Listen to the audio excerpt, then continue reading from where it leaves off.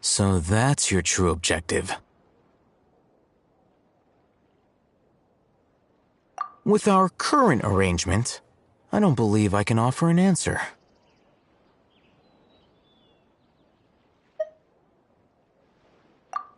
You're still resolved. Fine. Let's talk somewhere with fewer people. Fresh fruits and veggies, both quantity and quality.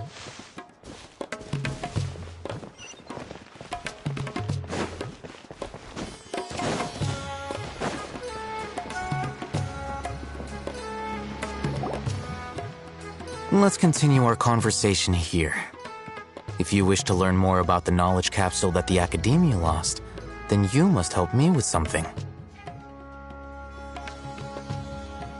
I need you to find someone named Dory, a traveling merchant. Unlike the peddlers who hawk inferior knowledge capsules, she often has quality goods in stock. Some say that as long as there is profit to be made, there is nothing she won't dare to sell.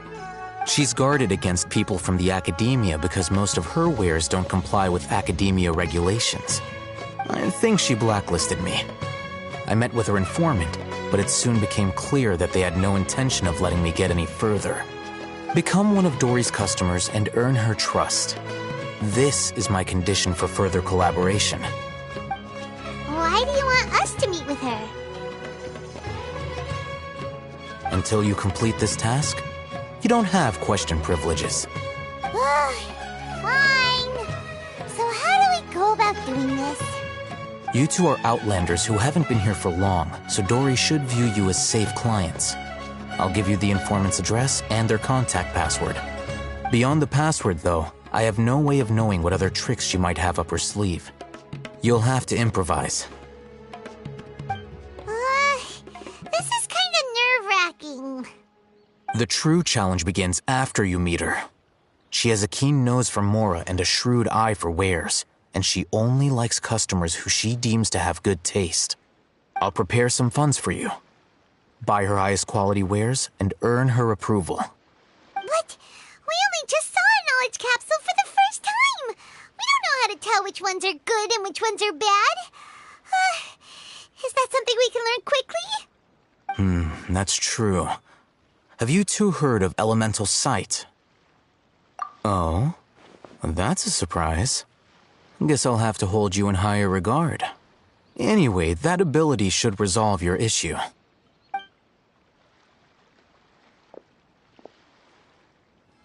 Here are 2 knowledge capsules. Tell me, can you detect any difference in their quality?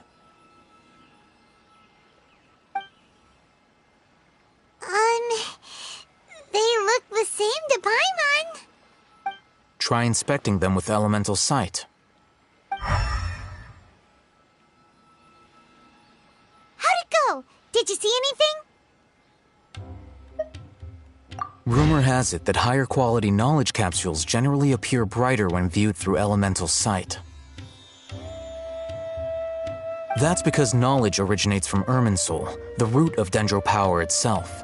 The more powerful the knowledge, the richer it is in Dendro energy. However, some canned knowledge with a high concentration of elemental energy is of little use in contemporary times, so those capsules are of little value. Using elemental sight is merely a stopgap measure, but it should suffice for earning Dory's trust. That sounds pretty impressive. Here's a sheet with the informant's location and contact password, and here is the Mora for purchasing canned knowledge. Don't be cheap. You'll need to spend to catch Dory's eye. If there's any Mora left over, just keep it. Oh, and be sure to exercise some caution. There have been Matra present in Port Ormos lately. Your efforts will be for naught if they catch you. Matra?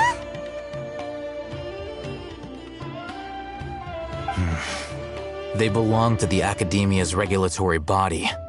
They also handle cases of illegal canned knowledge transactions. Like I said, the Academia has banned both their trade and possession. The Matra are razor sharp. You're in for nothing good if they lock their sights onto you. If you two want to back out, now's the time. Okay, Then we have a deal. If you succeed in your dealings with Dory, come find me at the Wikela Funduk. We'll have an open discussion then. Looking at what Al-Haytham wrote, Dory's informant is a traitor near Old Ormos. Let's follow these instructions and try to get in contact with him. Hello. What are you two looking to buy?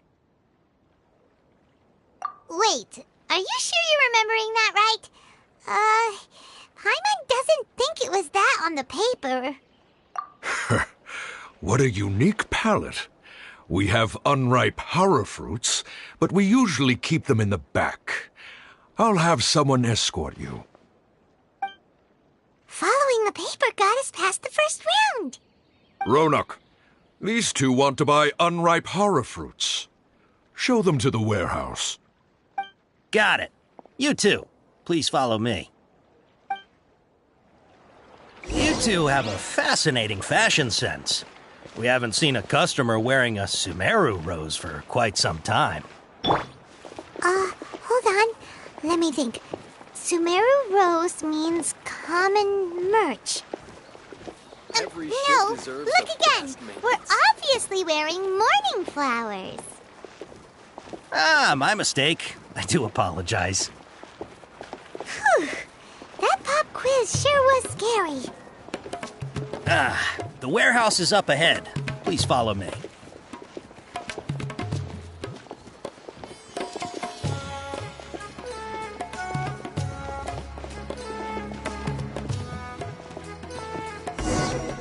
Before I retrieve your products, I need to confirm a few things. Please forgive me, but we may not have sufficient stock for you today. Earlier, many of our hara fruits were taken by mice.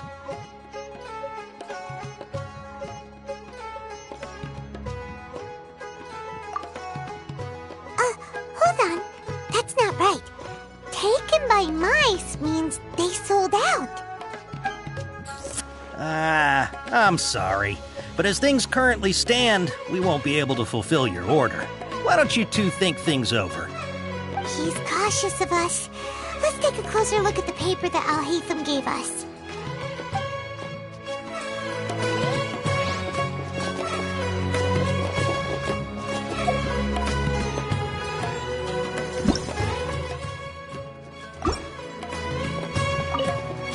Before I retrieve your products, I need to confirm a few things. Please forgive me, but we may not have sufficient stock for you today. Earlier, many of our hara fruits were taken by mice. Thanks. If better goods come in, you'll be the first to know. You look like you have some skill. Why don't I pick out some fruits that'll make you dizzy? Yep, that's the right answer. But eating hara fruit that makes your head and ears ring sounds like a bad life decision. Would you like your hara fruits to be packaged in the Sumeru City or Port Ormos style? Wow, you two sure are generous customers. We'll be sure to package your products beautifully. Okay, everything has been confirmed. Miss Dory is waiting for you up at... Shoot, it's the Matra! Run! What? The matcha? Where? Al-Haytham said we're done for if they catch us. We gotta get out of here.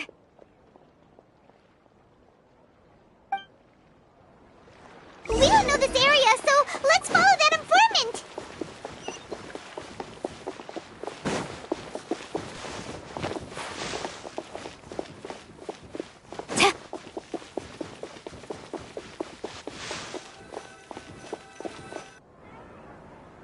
He ran that way.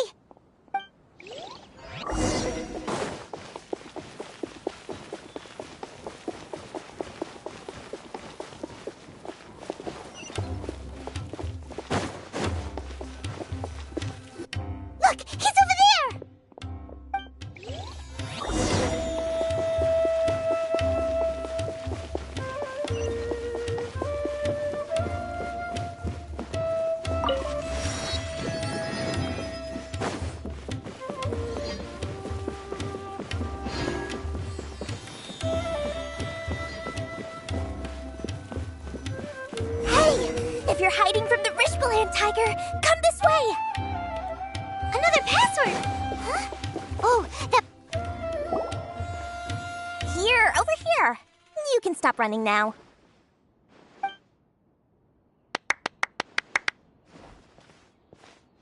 So you were the one who was calling out to us just now. But, are we definitely gonna be safe here? These two good customers wish to buy some horror fruit, Miss Dory. And if there's nothing else, I'll just excuse myself. Oh, very good. Thank you. Huh? Wait, you're Dory? I'm unsure thought you'd look a whole lot scarier. Hey, what are you trying to say, Princess Pea-Brain? I can be scary enough when I need to be, believe you me. If you don't watch what you say, then you can forget about doing any business. But it seems you two have actually done pretty well so far. Not only did you manage to find the informant, your reactions were also pretty sharp. You don't really look like criminals or anything, but I bet my Mora that you've been involved in some shady dealings, haven't you? Paimon's not sure if that's supposed to be a compliment, but we'll take it. I can't risk doing business with people who start huffing and puffing after just a few paces, no matter how much Mora they might have. Not only will they get caught by the Matra, but they'll also get us into trouble. As decent folks trying to run an honest business, we don't need any of that. Wouldn't you agree? So that's why I prefer to have customers like you. It's your first time here, but don't worry, I won't ask too many questions. Even if you wish to buy enough knowledge capsules to decorate your house with, please knock yourself out. As long as you have lots of round, shiny Mora, then we're all good. Ah, yes, of course, of course. Go ahead, help yourselves. Voila! Wow, she has a trove of canned knowledge. Whew. She'd probably be in serious trouble if the Matra caught her with all this. What kind of products do you seek, my dear customers? Don't worry, I'm not interested in your reasons for buying. I can, however, offer some suggestions. Take this one, for example. An analysis of the sociological ideology and dialectics of the Hilichurls. Only 3 people in all of Teyvat have ever studied it, making it extremely rare. It's on sale now for 350,000 Mora. Yeesh, who would want to be an expert in that topic? Or how about the architectural styles and construction methods of Teyvat in the early Archon War period? With this one, you can become an expert in historic architecture preservation and find an excellent, well-paying job in nearly any nation. Ooh, now this sounds like it could be useful. 2 million Mora, and it's yours. No discounts. Whoa, that's a lot of Mora! Of course, you are free to pick whatever your heart's desire. The contents and price of each knowledge capsule are indicated in small text on the body of each one, down at the bottom. All right, let's try the method that Alhaitham mentioned.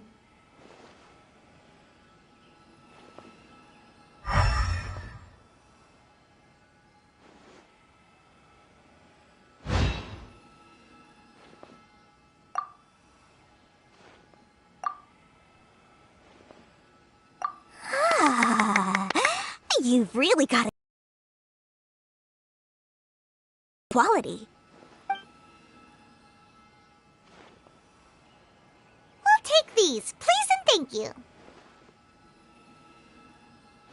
My, oh my, you are blessed with a taste for both the exquisite and the extravagant. Customers like you are a rare breed. 1 in 100. No, 1 in 1,000 even. Listen. I have a special offer for you two. If you spend just 100,000 more, you can pick any knowledge capsule of your choice up to a value of 1 million Mora. Say what now? Hey, did you hear that? Spend another 100K and we get a capsule worth a whole million!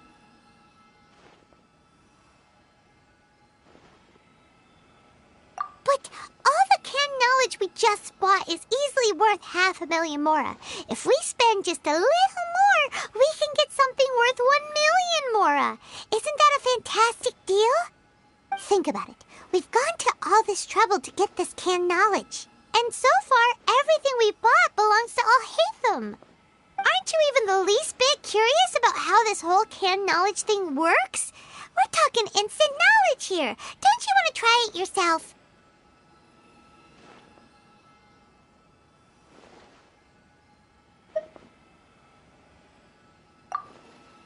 Come on, come on! We still have around 100,000 of Alhaitham's mora left, so let's put it to good use by finding something useful for you. Ahem! You've got a deal, Dory! We'd like to spend an extra 100,000 mora. Excellent! Then please, select from this fine collection of canned knowledge over here. Hold on a second. Paimon thought we could choose whatever we wanted. Why can't we choose the ones from over there?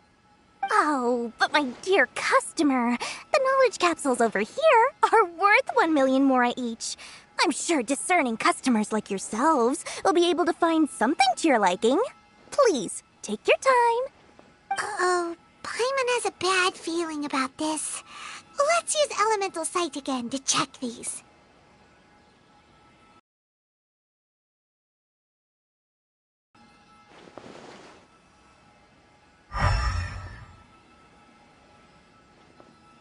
So, what did you see?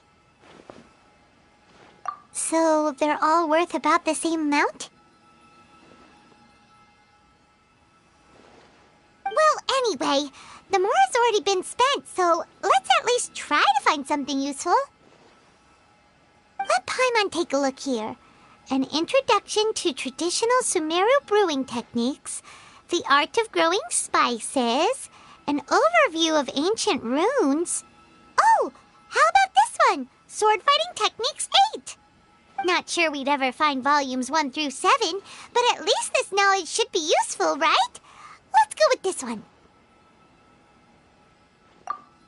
Dory, we'll take this one. All right, very good. I'm expecting some new goods in the next couple days, so be sure to check back again soon. Whether it's canned knowledge or anything else you need, bring your mora to Dory and doors will open. Our dealings with Dory went smoothly enough. Let's head to Wakala Funduk and meet up with Alhaitham. Sometimes even more exciting. Hopefully now he'll finally tell us about what the Academia lost.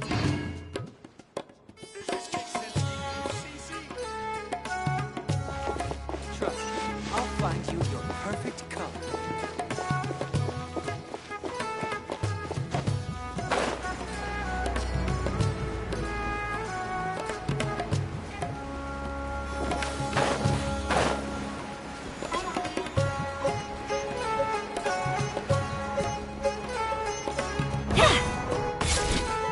Ha! You two made it. And from the looks on your faces, you were successful. Whoa, there's so many people from the Academia here. Why would you pick this place as our meetup spot? Well, Wakela Funduk is under the Academia's control, so naturally the Academia has people working here. I came to Port Ormos under the pretense of conducting official business. You're a pretty daring guy. Relax. No one here is interested in anything we say, and the Matcha won't come here. Okay, now, tell me how your encounter with Dory went. Okay, we did what you asked. So, can you tell us about the knowledge capsule that the Academia lost now? Before that, I have to ask, why are you two so intent on tracking it down? You don't have to answer, of course.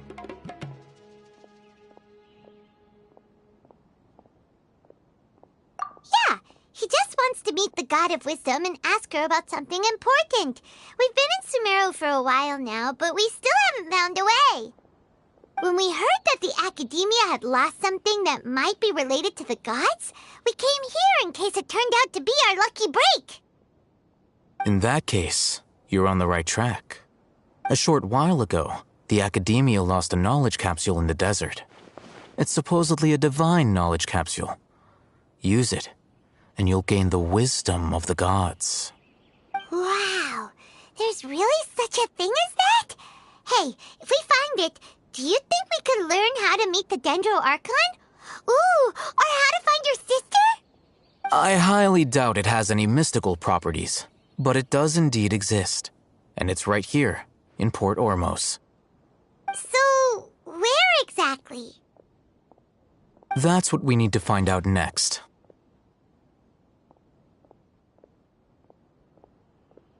I won't deny that. I am investigating because I'm curious as to what the divine knowledge capsule truly is. As you know, the Eremites in Port Ormos also have their eyes on it. It is an extremely precious item.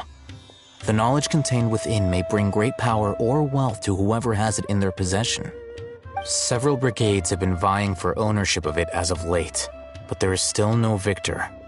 My personal finances and connections cannot compete with those of the Eremites. After attempting various methods, I finally managed to reach a tentative agreement with several brigades. I agreed to forego ownership of the divine knowledge capsule in exchange for the opportunity to study it.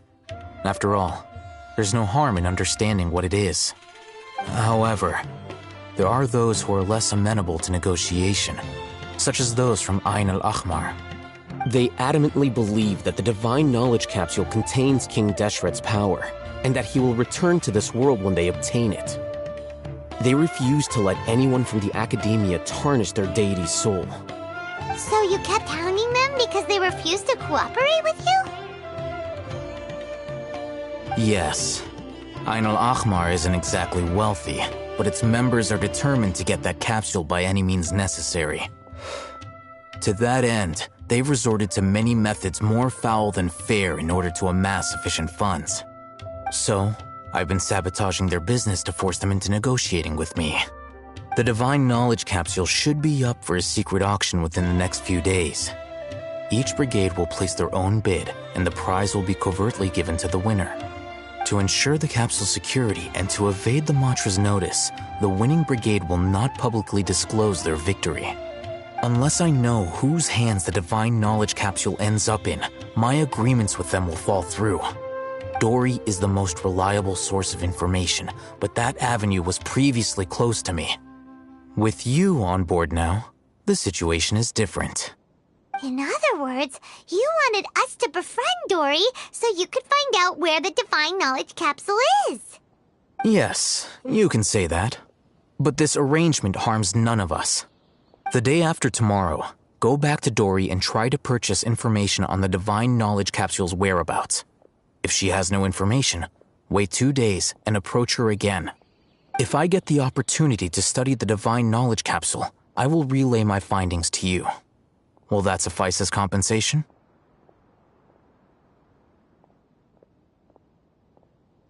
Okay, then we'll meet up in 2 days. Haytham, before you go, we actually bought a knowledge capsule for ourselves, but we're not sure how to use it. You two want to try using a knowledge capsule? Sure, I can teach you. Doing so right under the Academia's nose is a bit problematic, though. What do you say we head to the outskirts of town?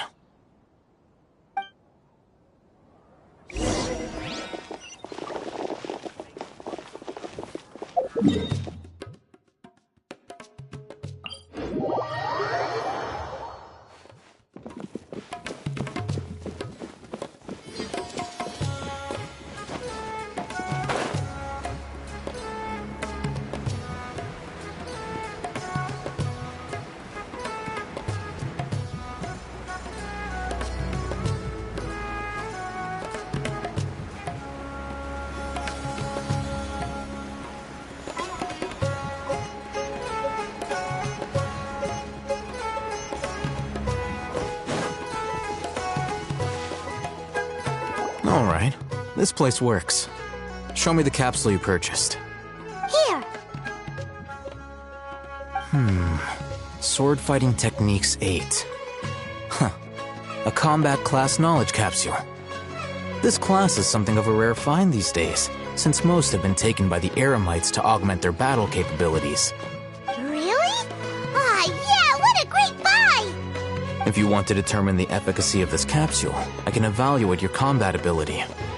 However, effects will likely be minimal if you already possess a high amount of strength. We can conduct a controlled experiment where you fight 2 battles, one before using this knowledge capsule and one after. While you fight, we can use an Akasha terminal to monitor your various physical parameters. There may be variances in your physical strength between the 2 tests, as well as a disparity in your opponent's abilities. But don't worry, I'll run statistical analyses afterward to mitigate any confounding effects. Wow! Haytham! You must have been one of those guys at the academia who got top grades on everything. Paimon's curious about something, though. You definitely weren't one of those students who needed canned knowledge to graduate from the academia, right? So why are you risking getting caught by the Matra for this capsule?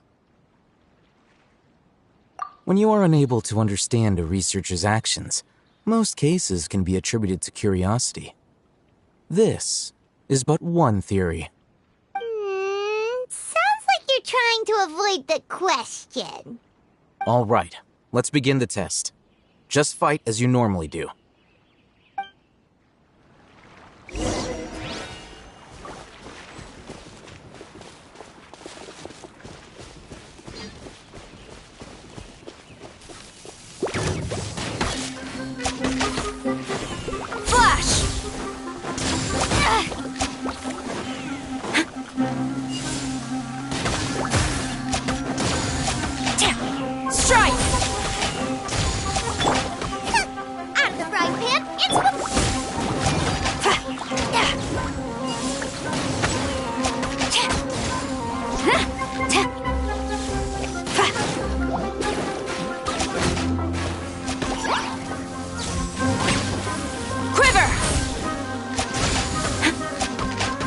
Take this! Booba, get them!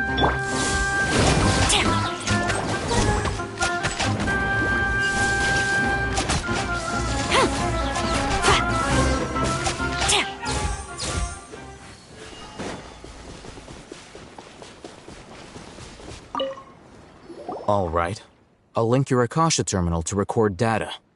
The next step is to use this knowledge capsule. Hold it in your hand. I'll help you establish a connection with it so you can activate its power.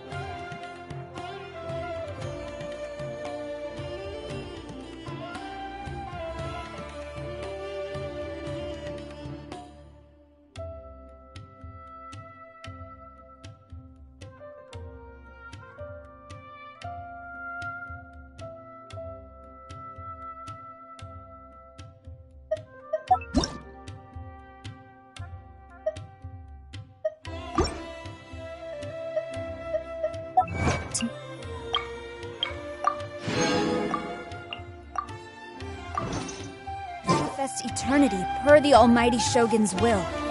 That is what I aspire to.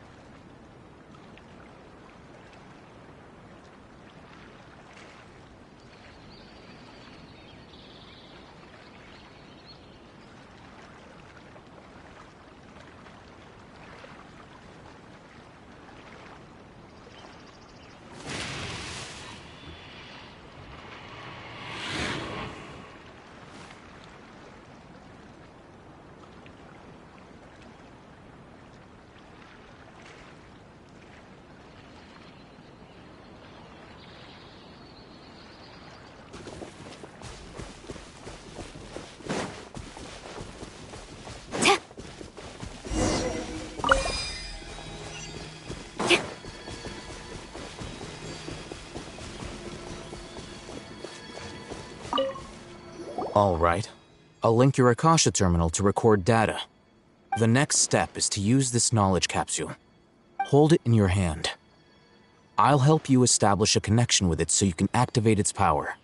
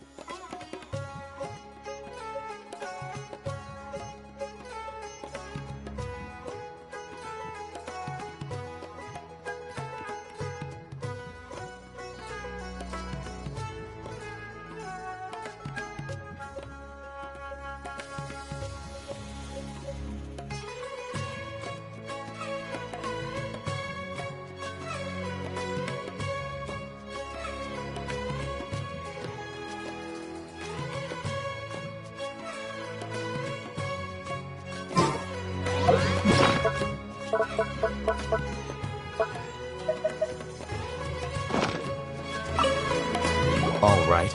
I'll link your Akasha terminal to record data. The next step is to use this knowledge. Hold it in your hand. I'll help you establish...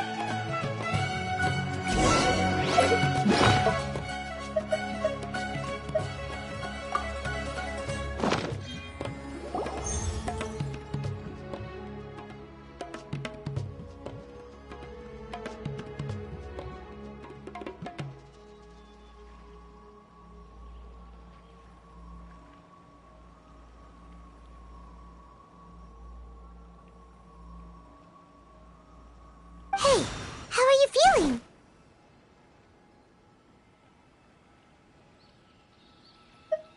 You mean that it worked? All right. Time for round 2. Fight with the same composure as before.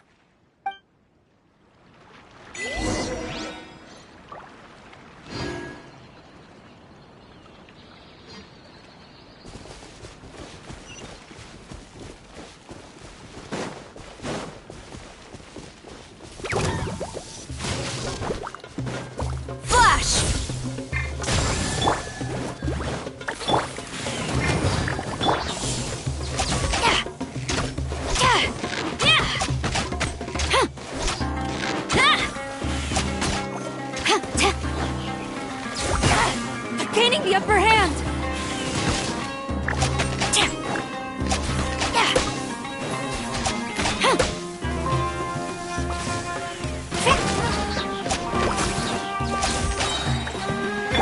Nice and spicy!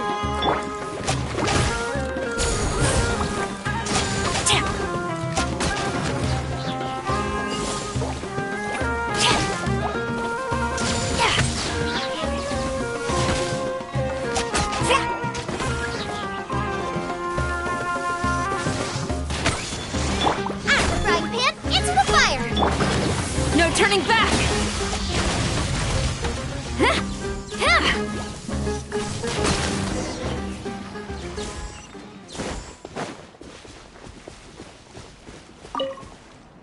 Now, I'll start recording data again. Oh, Hatham, how's it going? Well, the knowledge capsule you purchased did improve his combat capability. During the second fight, his overall fighting performance increased by 0.073%. Wait, how much?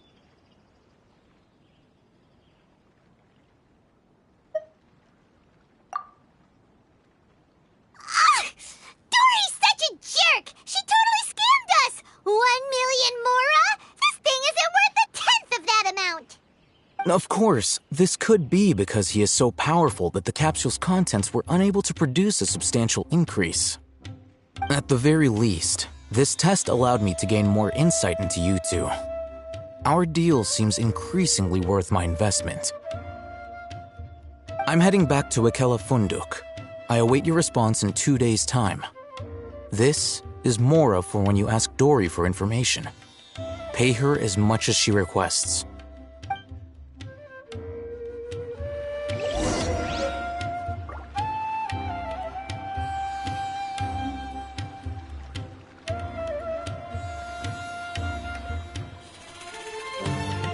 The duty of a Tengu warrior is to watch over the mountains and forests, while that of the Kujo clan is to guard Inazuma. These two are of the same ilk.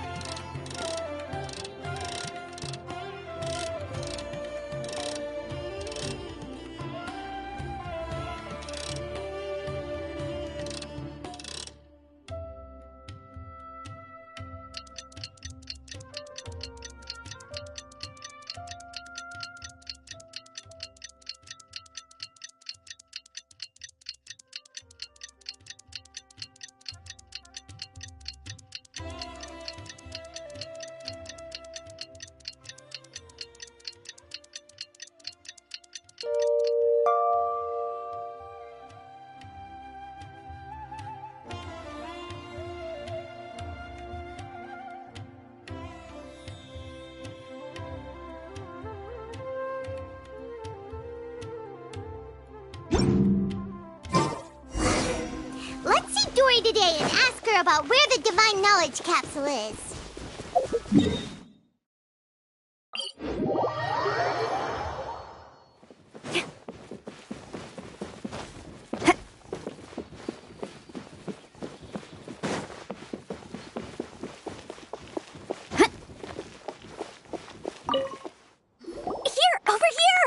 Welcome back, my loyal patrons.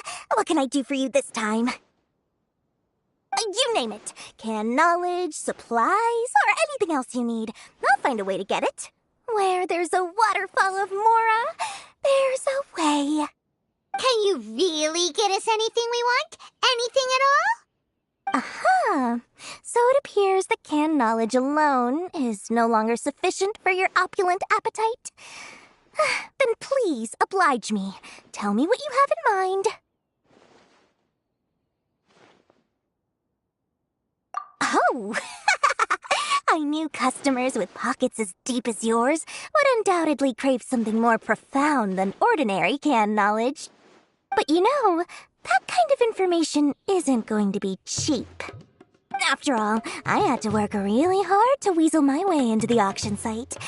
Not to mention that if anyone found out that I was the leaker, I would be in big, big trouble. But how can we be sure your information is accurate? Paimon's curious how you just happen to have this kind of info the moment we need it. Because to me, anything of value is what I consider to be my supply. Therefore, I must always be aware of what's hot on the market in order to secure more sales. As for the information's authenticity, well, you've no need to worry about that. I used a camera to take a picture of the transaction. That way, no one can dispute it.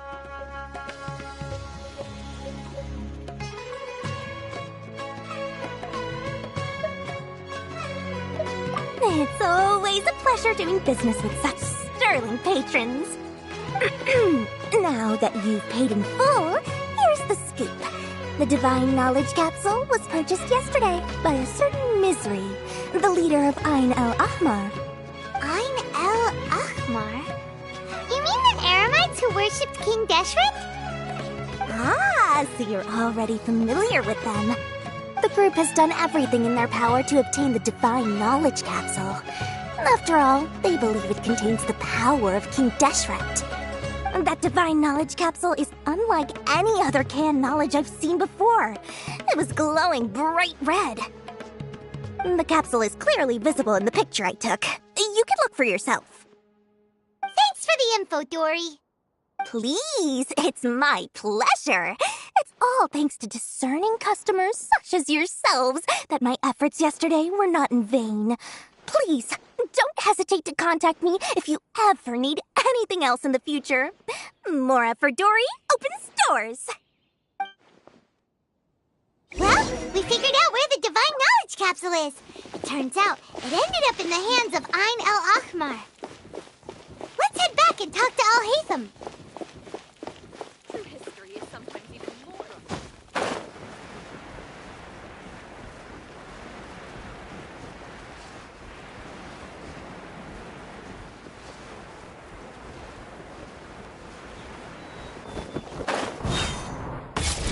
Al-Haytham, we got the info you wanted.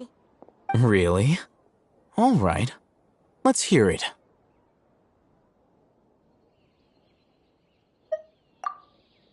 Dory even gave us evidence to verify the intel. Have a look. Huh, look at that. Clear as day. It must have taken some guts just to infiltrate the scene of the Eremites' transaction. But then to get close enough to take a picture like this. Bold move, Dory. Very bold move. All right.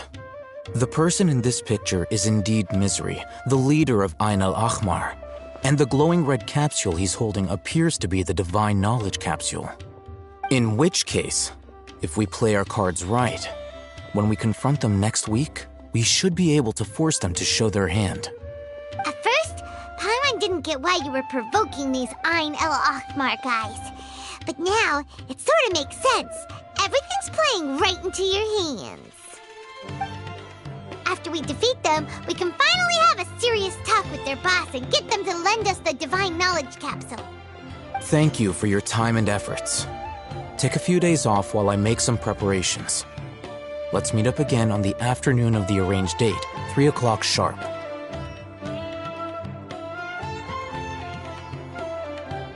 See you then.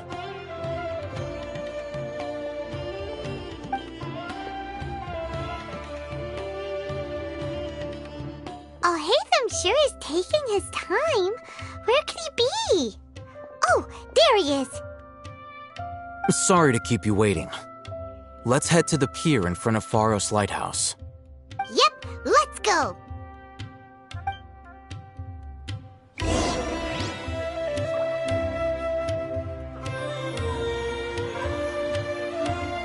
I thought Singapore would be different. Nope, everywhere's the same.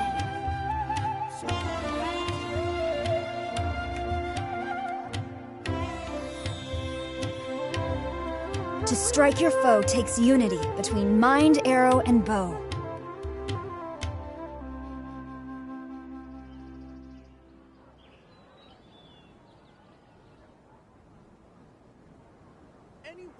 I thought Sumeru would be different. Nope, everywhere's the same.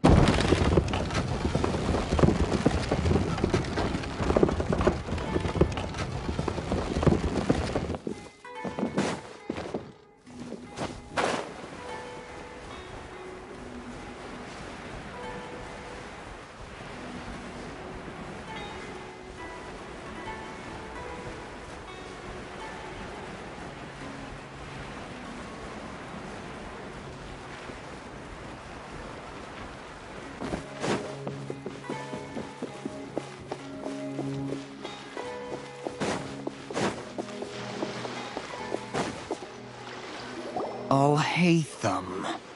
I knew you were crazy, but I didn't know you were crazy enough to actually show up. It was I who demanded that these negotiations take place. I was more worried that you might go back on your promise. But to your credit, it appears that you're sticking to your word. This is turning into quite an occasion. I also brought some backup. I assume you don't mind. Backup? Aren't you the brat from the restaurant the other day? You've come to support this lunatic because he helped you out? Fine, your funeral. I'm not going to mince my words. Once we're done with you, you'll be nothing more than fish food. Get 'em, boys!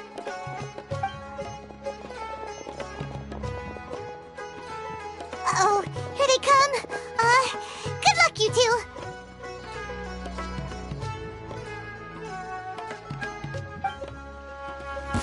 That's close enough. Where do you think you're going? Eat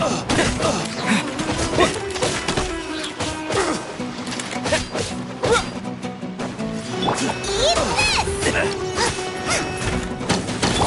Strike! Where do you think you're...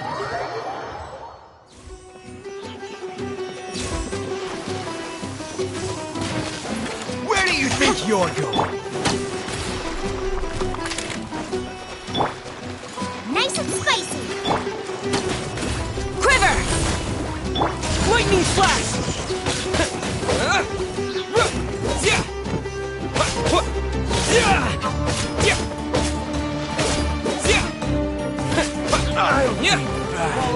Feeling lucky today. Booba, get them! Following thunder! Flash!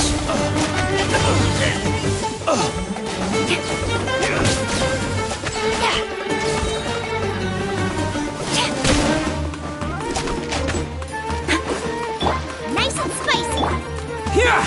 Come on, you coward.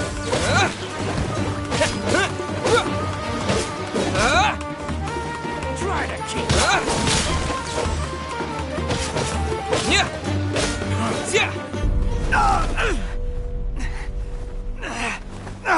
Academia scum!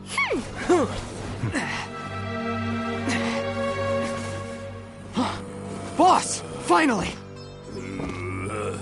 Did you use it? Great! Now we can...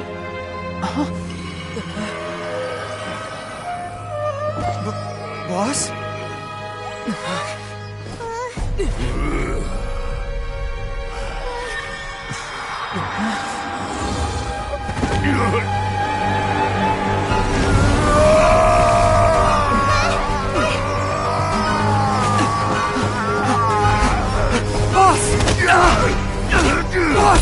What's wrong?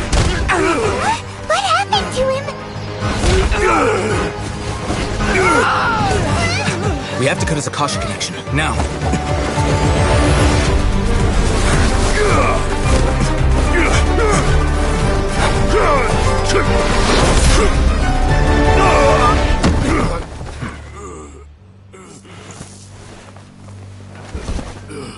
Target acquired. Arrest him.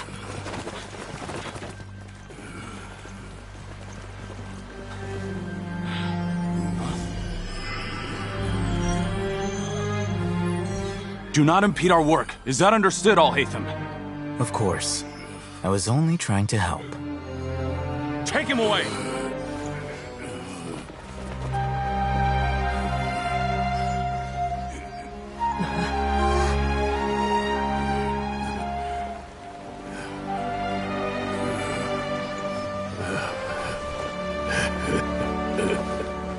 World, forget me.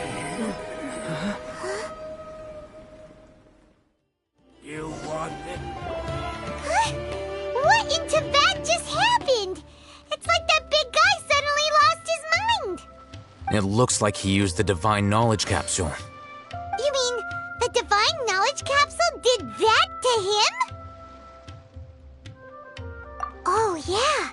You mean how some researchers go insane after getting knowledge from Irminsul?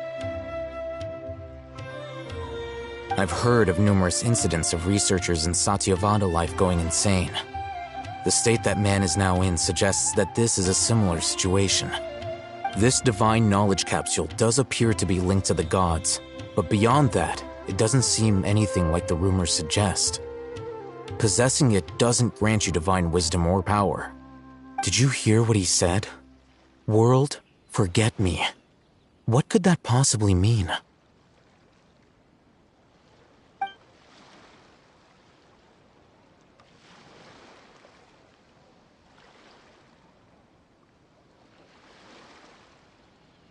If the mantra took him away, then that means the Academia got the divine knowledge capsule back too. What a shame. We were so close.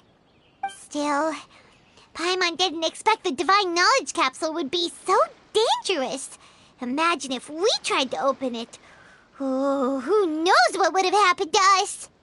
As things stand, there is no reason for me to remain in Port Ormos. I believe our collaboration has also reached its end. Oh, we were so busy trying to find the divine knowledge capsule that Paimon forgot to ask you something. Since you're a member of the Academia, do you have any idea how we can go about meeting Lesser Lord Kusanali? Truthfully, I don't. Lesser Lord Kusanali appears to exist outside of Sumeru's entire administration. Most of the time, you wouldn't know she exists at all. Moreover, since the Academia possesses the Akasha, a symbol of our deity's wisdom, scholars have no reason to desire to make contact with the deity herself anyway. Everything about Lesser Lord Kusanali is such a mystery! I'm heading back to the Academia. How about you two? It's almost the day of the Sub-Zero's festival. Maybe we should head back too. We've been rushed off our feet over the past few days, so maybe a little rest and relaxation will do us good.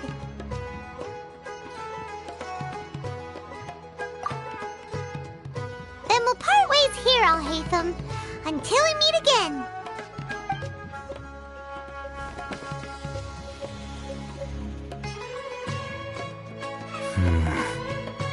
Now, do I deal with this thing first? Or should I produce the report that the higher-ups require?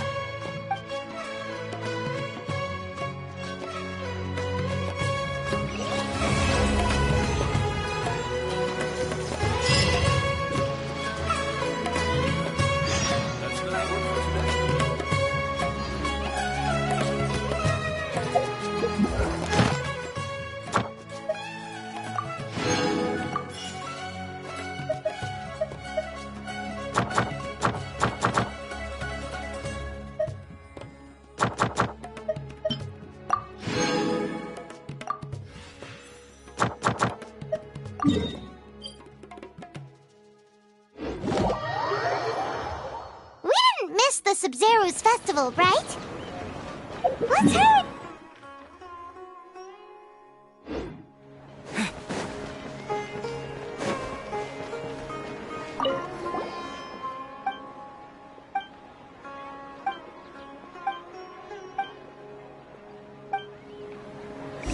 Ad Astra. Thank you for completing. Ad Astra.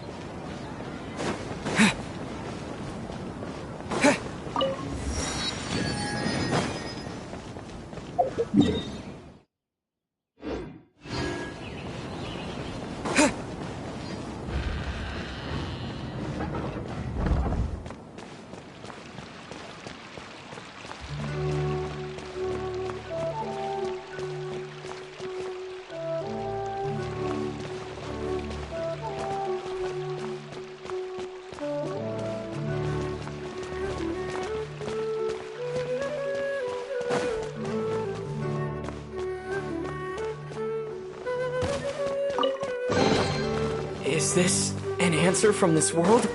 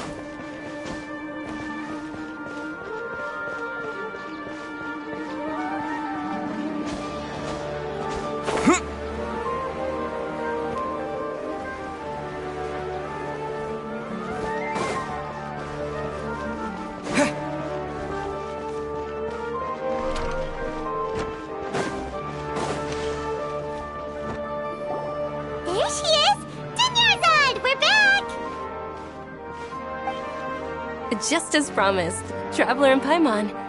I'm so glad that you two came back to celebrate Lesser Lord Kusanali's birthday.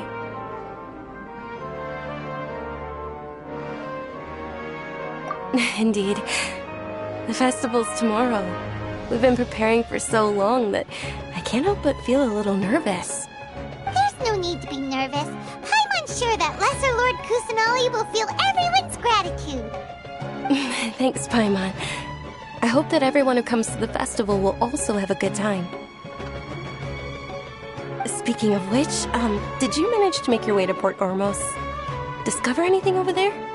Of course we went! A lot of things happened there.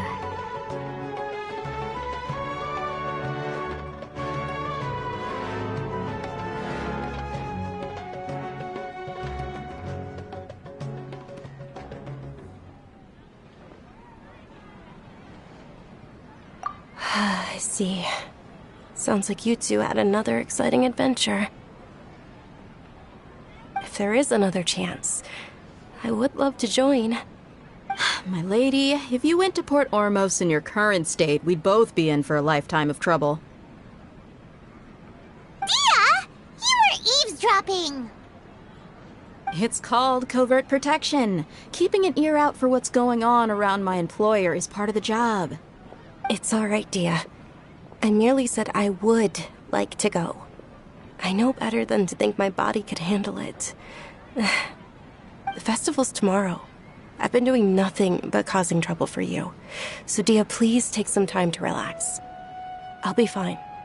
Even when you put it that way, it still doesn't feel right. Don't worry, my guardian knight. Okay, fine, but only tonight. Tomorrow's a big day, and many no-good scumbags are gonna try to take advantage of that. Oh, you two must be exhausted from your long journey back to the city. My apologies for not realizing this sooner. I've already prepared a room for you to rest. Please follow me. Whoa, you're so thoughtful. Paimon's so ready.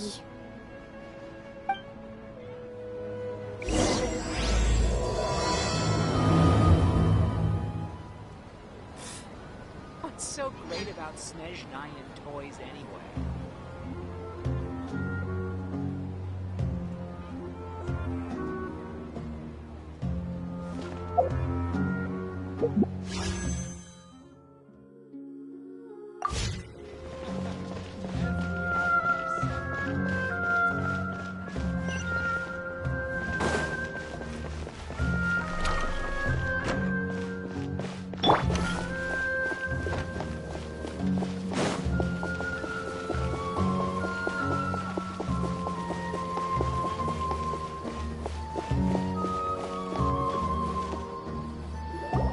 Here we are.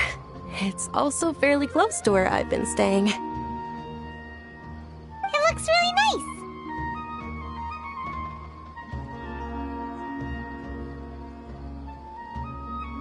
nice. Not at all. Just tell me more about your adventures when you next get the chance. That's Paimon's specialty. Paimon can tell you stories next time.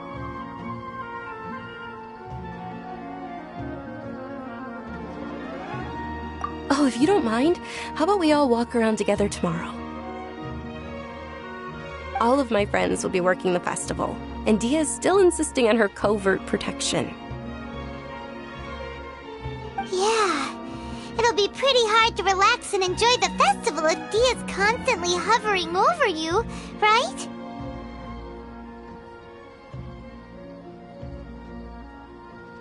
Then let's meet at the nearby bazaar first thing tomorrow morning. Have a great night. It's a deal. Good night, Dunyarzad. I may be too excited to fall asleep tonight. See you tomorrow. Paimon's starting to really look forward to the Sub-Zero festival too.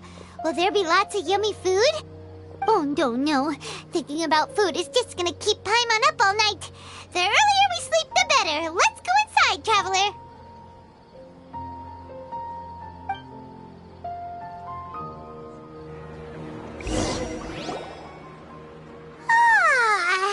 Did we oversleep? We should go meet Dunyarzad right away.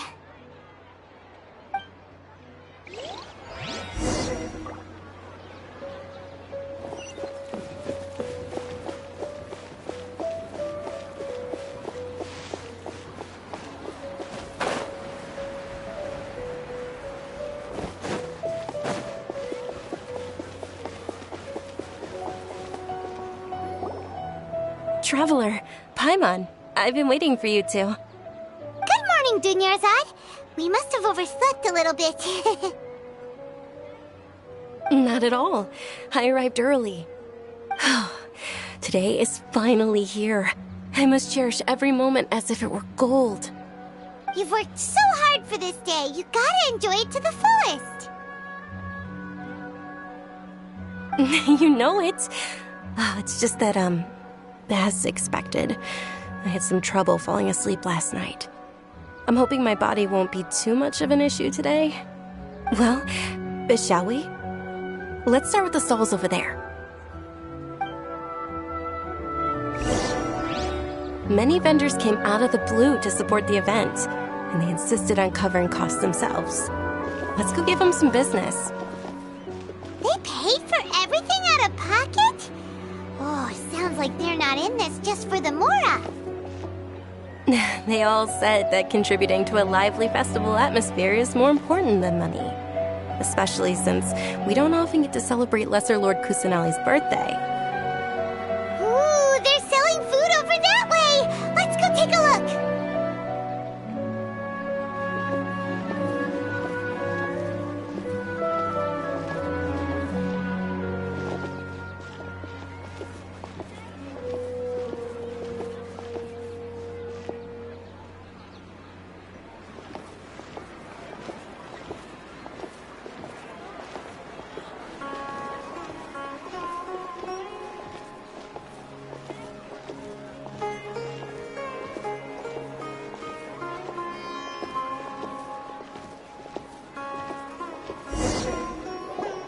This is a stall offering foods from the Haftmewa feast. Oh, you could tell straight away. I thought most people nowadays wouldn't know. Mushrooms, flowers, and all kind of fruit? It's all vegetarian stuff. Oh, Paimon's a little disappointed. So, what's the Haftmewa feast you mentioned just now? It's another Sub-Zero's festival tradition. People used to set their tables with 7 different foods. Generally speaking, the most common selections were foods like Rukashava mushrooms, Nilopala lotuses, Sumera roses, Sunsettias, Kapulatas, Hara fruits, and Zaytun peaches. So, the Sub-Zero festival is a vegetarian holiday? You don't have to be a vegetarian to enjoy the spread. We just use the 7 foods to symbolize the 7 virtues of the Dendro Archon. Wait, but if that's the case, if Sumero uses vegetarian food to represent the Dendro Archon, then wouldn't the Pyro Archon's festival be full of food like roasted fowl, juicy meatballs, grilled steak? Oh, Traveler, we have to go to Natlon as soon as possible! I hope your wish comes true one day, Paimon. Thanks! Alright, how about we also check out some of these other stalls?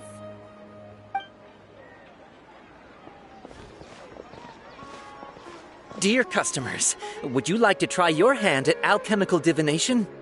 What's alchemical divination? Those two things sound like they'd be fun to try together. Right? I thought the same when I first heard about it. It is said to be a mysterious craft invented by none other than Lesser Lord Kusanali herself. So, how does it work? It's quite simple. After you give me any 2 alchemical reagents, I'll use them to perform a random transmutation. Sure sounds random. So random that it will probably fail. That is precisely what we need. After the transmutation fails, your one and only diviner here will interpret the remnants.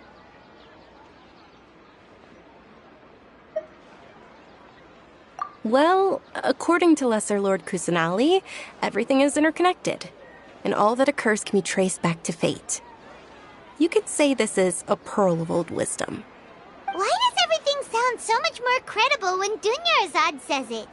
Are you guys working together? So that's the true wisdom.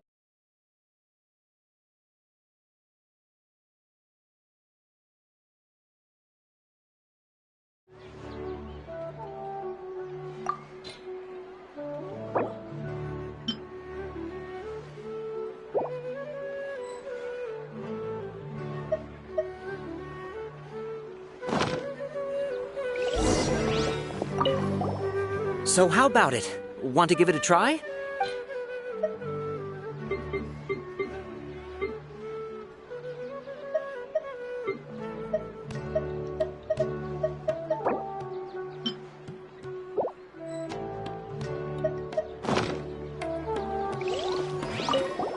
So how about it?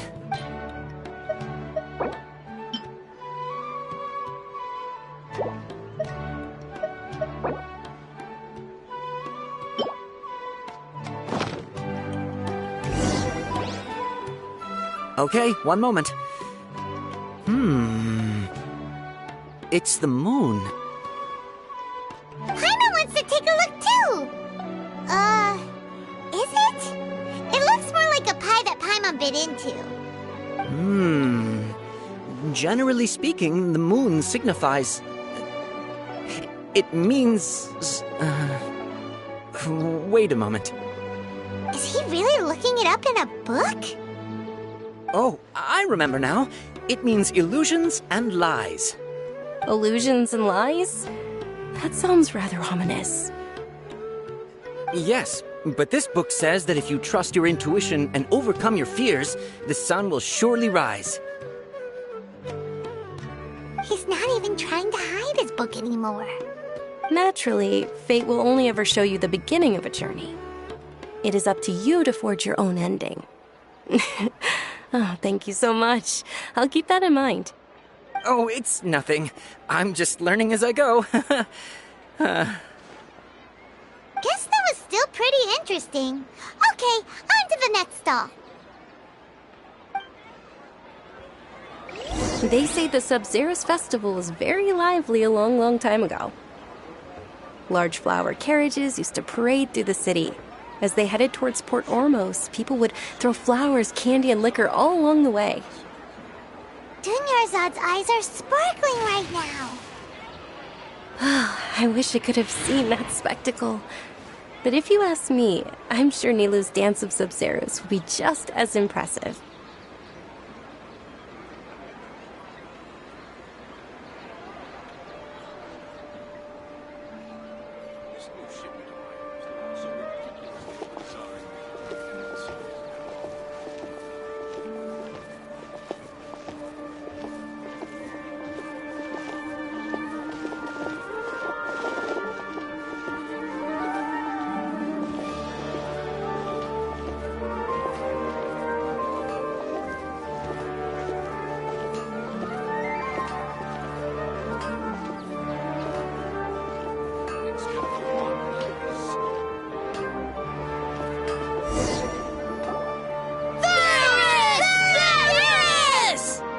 Attention!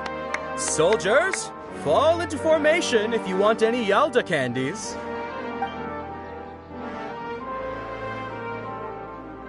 It's a weird guy with a weird hat. Hey, it's Dunyarzad! Wow!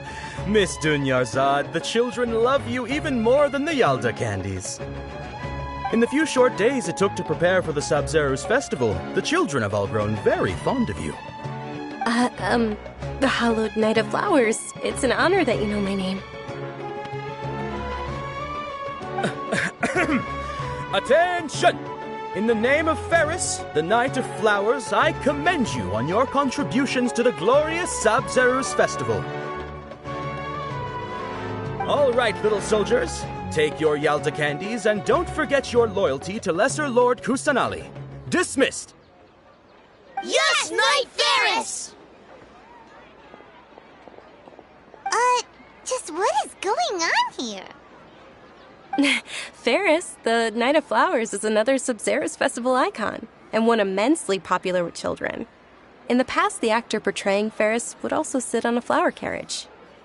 It's all thanks to Miss Dunyarzad's sponsorship that the children can make such wonderful memories today. As are we to you, Vihar. Oh, not at all. Oh, speaking of tradition, do you want some Yalda candies? They're a festival staple, and I happen to have some boxes readied here. Take a look and pick whichever one you want. Whichever one? Don't these boxes all look the same? That is the fun part. Each box contains a random flavor. It's up to the luck of the draw. Flavors include lavender melon, hara fruit, sunsetia. Ooh, those all sound pretty good. And there's also lizard tail and oni kabuto. Huh? What's up with those two flavors? Oni kabuto is a little spicier than lizard tail. Dunyarzad, you tried them before? Traveler, help Paimon pick one. Paimon wants the Sunsetia flavor. It's all right. Paimon believes in you. I also believe in your intuition. Great! These boxes of candy are numbered 1 to 5 from left to right. Which one do you want?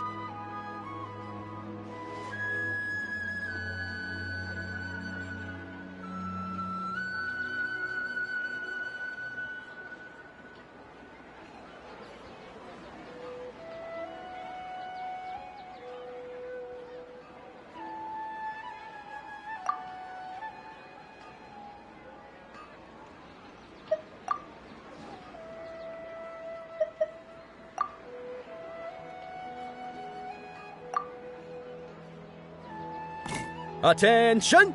That's unfortunately lavender melon. Oh, Paimon thought you survived so many epic battles because you had incredible luck. But looks like Paimon was wrong. The Sunsetia flavored candy was in box number 4. How about this? The most important thing is that everyone has a good time at the festival. So please, take both boxes. Really? Thanks a lot, Knight of Candies! It's Knight of Flowers, not Knight of Candies. Paimon really wilted the carriageless Knight of Flowers. They all basically sound the same. We got our candy, so let's keep going. Oh, actually, I just remembered that I left something behind. Since you're here, can you come with me to get it?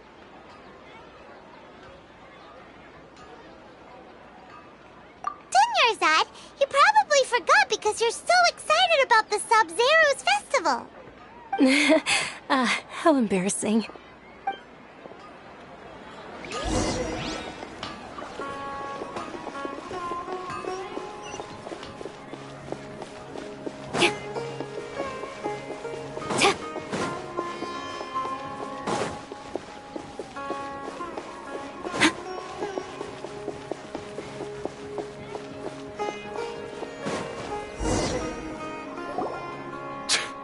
We're too late.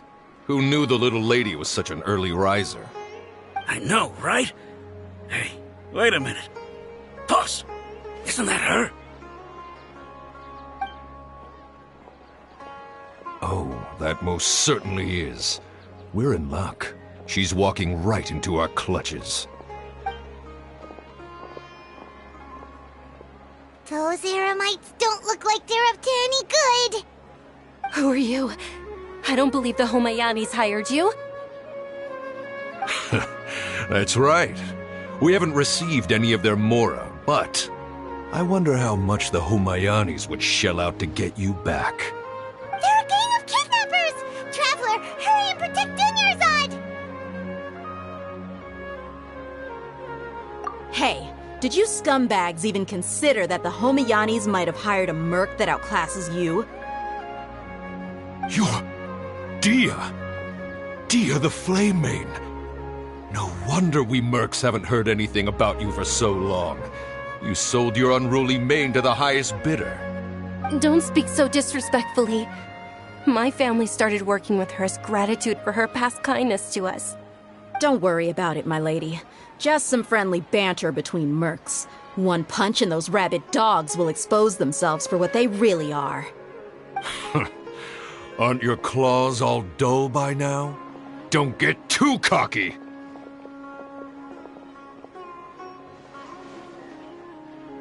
Traveler, take Miss Dunyarzad to a safe location.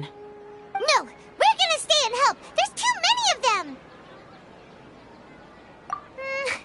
You're right. Alright, fine. Please be careful, Dia.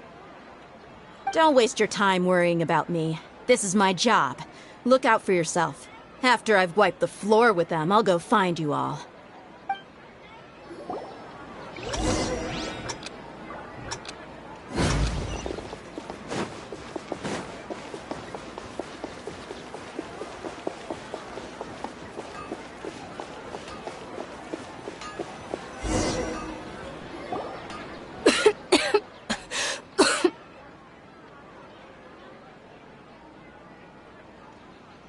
Dunyarzad, are you okay?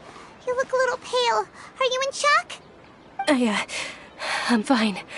My body always reacts like this whenever I exert myself too much. You sure you're okay?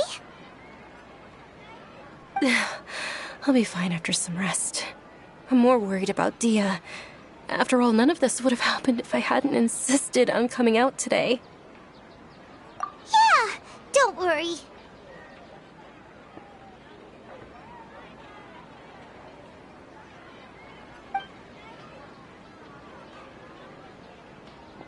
My lady, Traveler, found ya.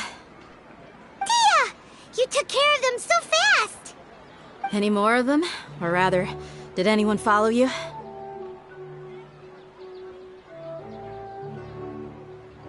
Dia, your arm. Oh, this? I'm fine. It's just a scratch. Normally they wouldn't have been able to land a hit on me at all, but I'm still getting used to this new greatsword. Please, let me take a closer look. Come on, it's nothing. Us mercs aren't as fragile as you think. Hold on, you said something about a new greatsword. What happened to the one you were using before? About that. Well, I sold it, because I was low on mora. Stuff like this happens every now and then. It can't be. The anonymous donation that was used for the venue's final round of preparations?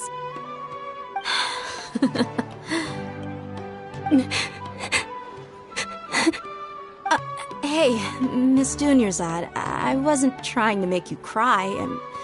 I'm not gonna lose my commission because I made my employer cry, am I?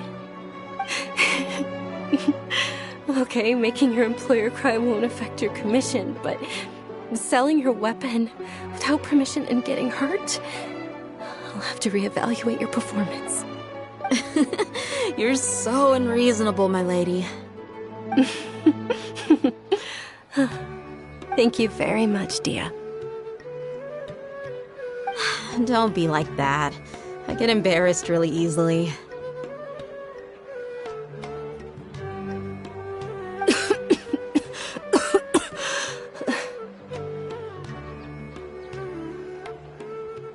Are you feeling unwell again, Dunyarzad? My lady, your condition. Traveler, can you take her somewhere to rest? I'll look around the area to make sure we're safe from an ambush. Truly, I'm sorry for the trouble, everyone.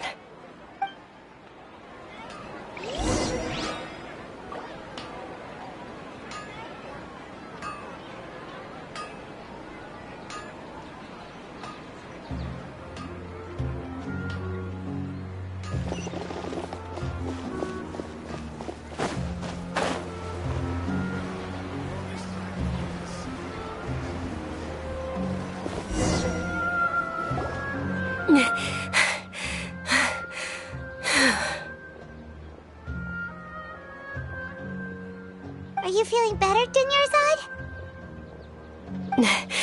Yes, much better. Just give me a few moments and I'll be good to go.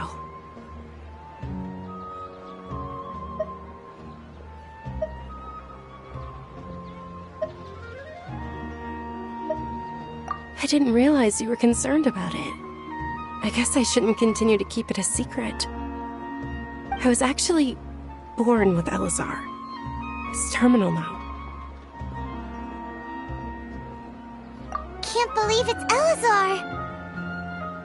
Oh, you've already heard of Elazar. In that case, you probably know about its severity. Sumeru's current medical advancements still haven't been able to find a cure. The disease's progression can only be delayed through environmental therapy. Dunyarzad. There's no need to be sad. I've always lived with Elazar and I came to terms with it a long time ago. Compared to the simple fact that I'm afflicted with this, its effects on my life have been much more painful. I know that my family loves me dearly. They've done all they can to provide the best environment for me so that I can live for that much longer. However, I know I will one day succumb to this. Did you know? Before I ran away from home this time, the world outside of my home didn't even know that I existed. Since I was a child, all I could do was sit on my bed and stare at everything outside of my window. I'm sure my family's worried and disappointed in me for running away, but I just didn't want to have any regrets. I wanted to meet other people. To me, there's nothing more beautiful than being able to meet and speak with others. Not to mention the incredible time spent preparing for the festival. The joy on everyone's faces here, and all the support I've received from friends like Dia. This way, when my final day does arrive, it will be less sorrowful. At the very least, many people will remember that I once existed in this world, right?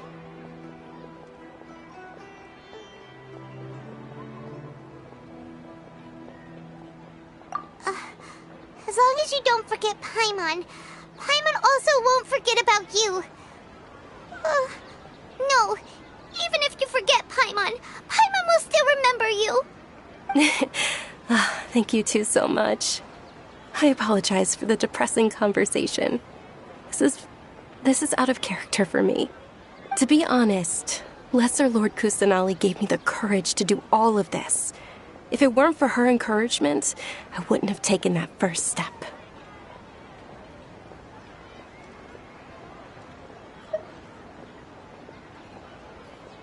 Thanks. There will always be frustrations in life, but I know that the point of living is not to leave behind any regrets.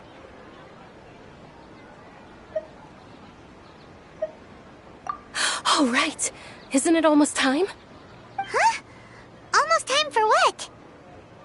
Isn't the Dance of Sub-Zeros about to begin? It's the part of the festival that I've been looking forward to the most. Nilu will recreate that legendary scene with her most splendid dancing. And the Sub-Zeros festival will conclude amid everyone's applause and blessings. And with that, my wish will also... Then what are we waiting for? Let's go to the stage! Yeah, we should still make it in time.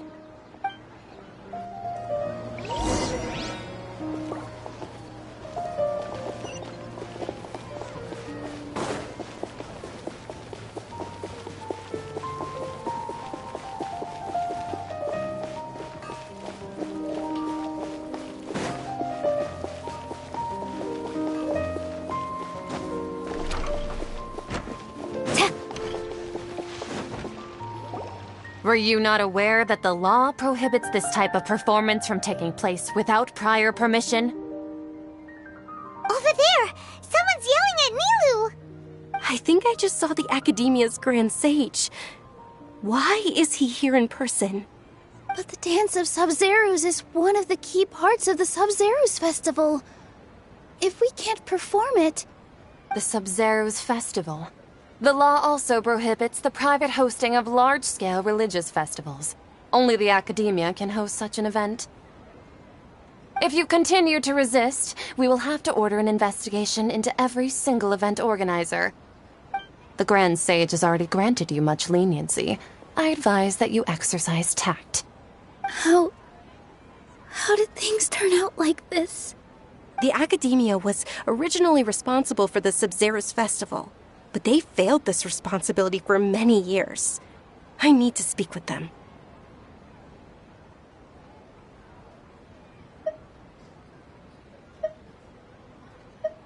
This is a hard pill to swallow, but you're right.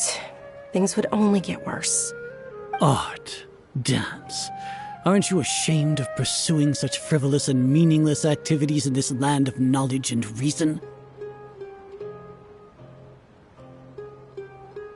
Our Archon created the utopia that is Sumeru City for all scholars who sought validity, verity, and truth, while people like you wish to defile it.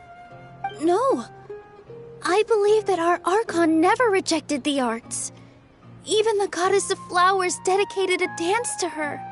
With your lack of intellectual credentials, I do not believe you are qualified to debate with me. What you should be doing is finding workers to tear down this ridiculous eyesore.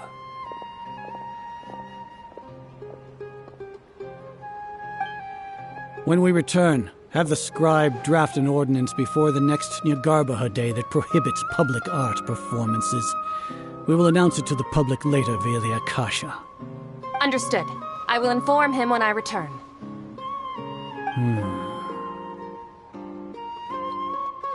The Sub-Zeros Festival.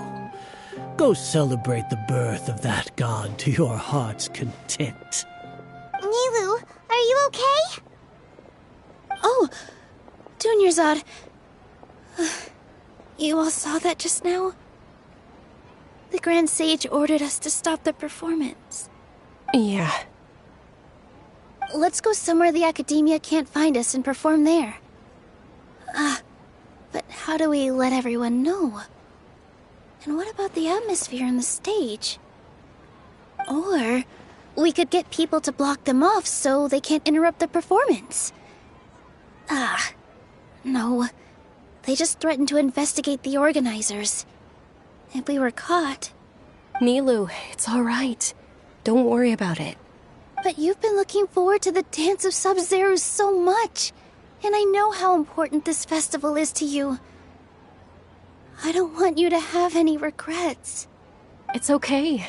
Seeing you care this much about my feelings is more than enough. It would be too risky to continue the Sub-Zeros festival at this point. I don't want to get everyone in trouble. If you say so. But You can sneak out for the next Sub-Zero's festival, right? We'll make sure the next one is a smashing success. The next one. Yes. Okay, it's a promise. It will be a smashing success. Paimon can't believe this is how things turned out.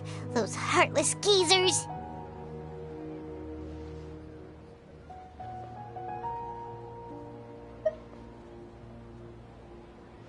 It really is okay. There's nothing we can do about it. Still, I'd be lying if I said I had no regrets. I would have loved to see Nilou's dance.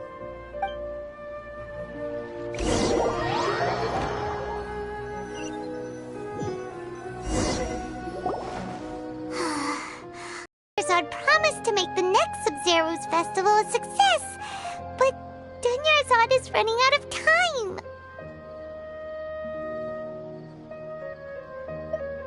Yeah.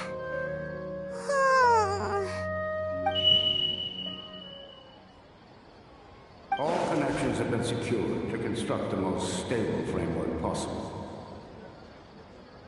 The project has entered its most critical phase.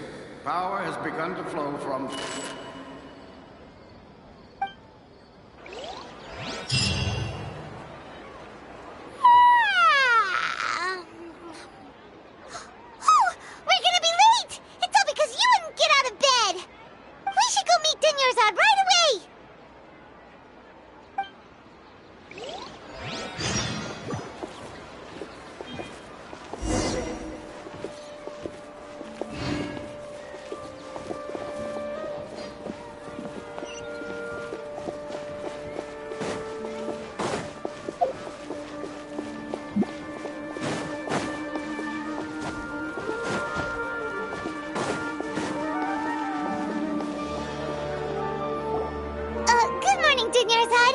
Sorry we're late. Not at all. I arrived early. You seem kinda tired. Did you not get enough sleep? I'm doing well. There's no need to worry. Shall we go? Let's start with the stalls over there. Sure! Traveler? Why are you just standing there? Let's get going!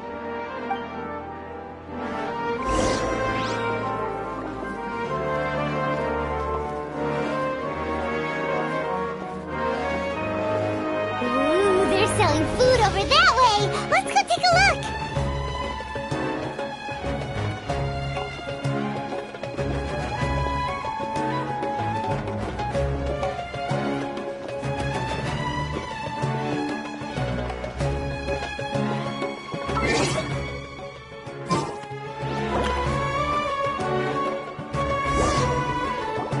This is a stall offering foods from the Haftmewa feast. You are quite well informed, miss. I thought most people nowadays wouldn't know. They're all plants! Oh, Paimon's a little disappointed. Actually, what is the Haftmewa feast you mentioned just now? It's one of the Sub-Zero's festival's traditions. People used to set their tables with 7 different foods to symbolize the 7 virtues of the Dendro Archon.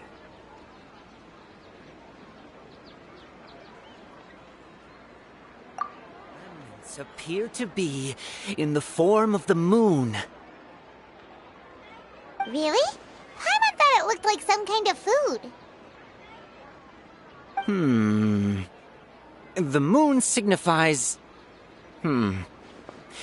It's escaping me for now. Wait a moment. Is he really looking it up in a book? Oh, right. It means illusions and lies.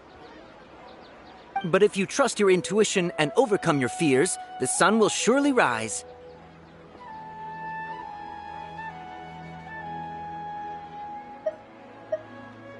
Understood. I'll keep that in mind. Oh, it's nothing. I'm just learning as I go. Guess that was still pretty interesting. Okay, on to the next stall. So, where to next?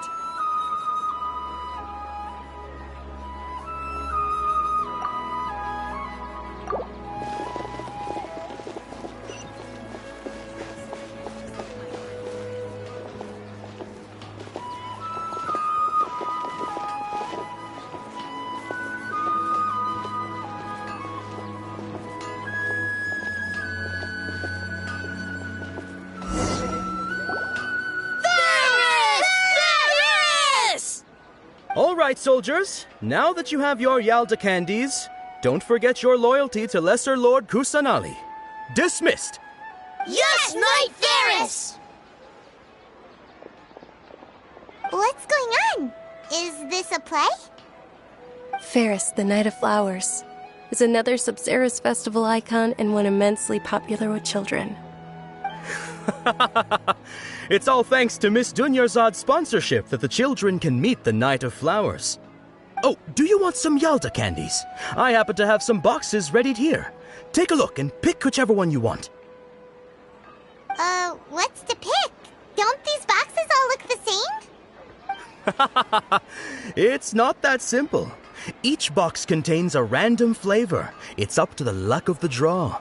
Flavors include lavender melon, hara fruit, sunsetia. Ooh, how interesting. And there's also lizard tail and oni kabuto. Ugh, why do those flavors even exist? Traveler, help Paimon pick one. Paimon wants to eat the sunsetia flavor. Great! These boxes of candy are numbered 1 to 5 from left to right. Which one do you want?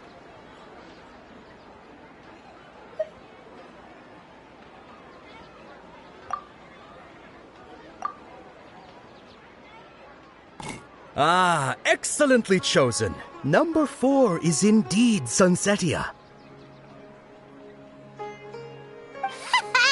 Paimon bet you had incredible luck, and Paimon was right.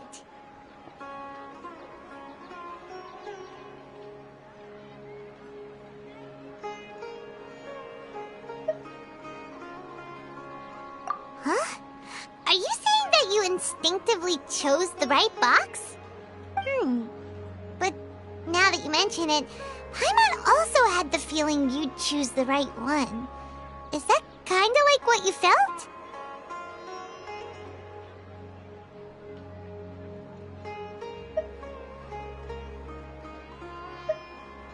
Maybe we didn't sleep very well last night. Or maybe we slept too much. Oh, sure. Huh? Where are you going? You're just gonna walk off like that?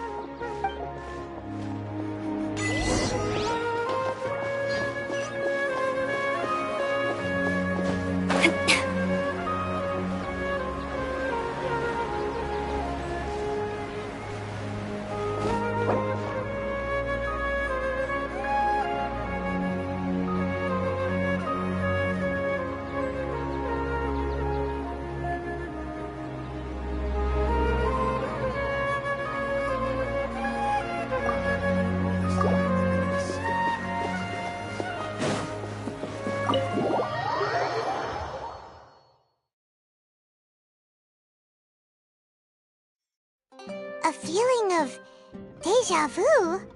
Oh, Paimon knows what that is. It's when you feel like you've already experienced whatever is going on. In that case, Paimon also felt something like that today. But that's just our brains playing tricks on us, isn't it? So why'd you run here in such a hurry?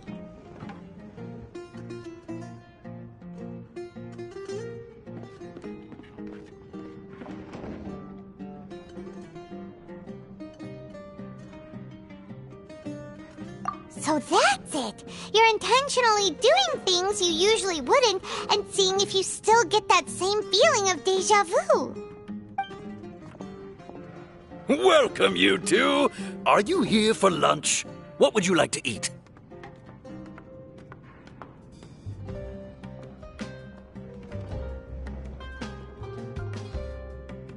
Got it.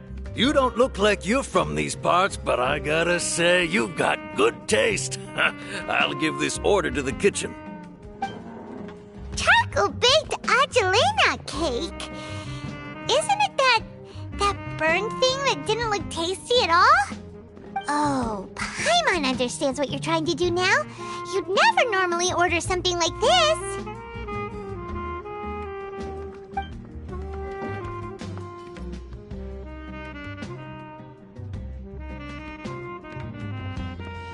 That thing?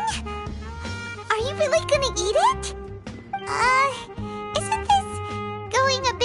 far.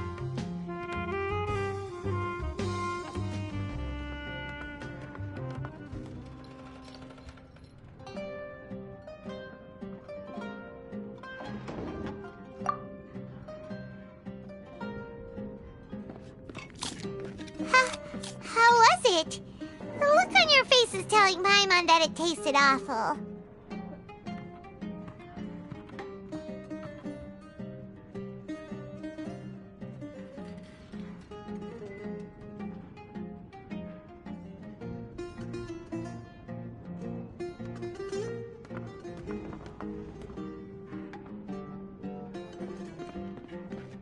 Then, you mean...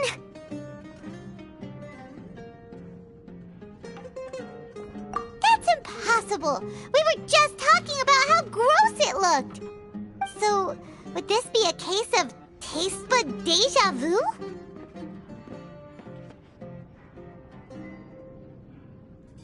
Paimon also gets the impression that we've been here many times, even though we aren't regulars. How about we go out again and try something else?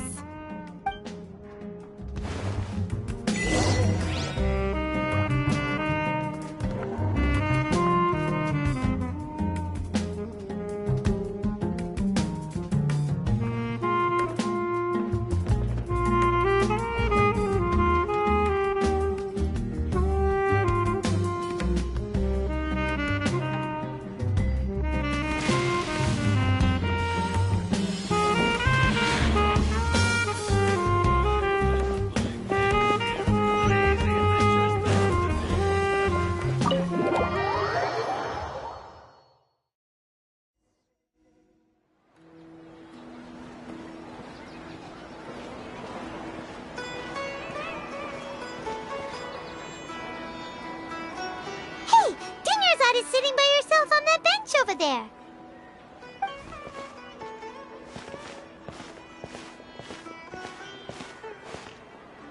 What a coincidence, Dunyarzad. We meet again. Why are you sitting here all by yourself? Oh, I ran into some kidnappers just now, but thankfully Dia came to my rescue. I started to feel unwell after that, so I sat down here. Kidnappers? Oh my goodness, are you hurt? I'm okay. Dia's arm got scratched, but it isn't serious. Whew. That's a big relief. But, Dunyarzad, you seem a little down today. It's the Sub-Zero's festival, and you've been looking forward to it so much. Not at all. I've always been like this. Excessive physical exertion or strong emotions tend to aggravate my illness. Besides, no matter how amazing today may be, it is but a single day. After however many more days, my time will come to an end. Paimon doesn't quite follow you, and Paimon feels like something's really got you down right now.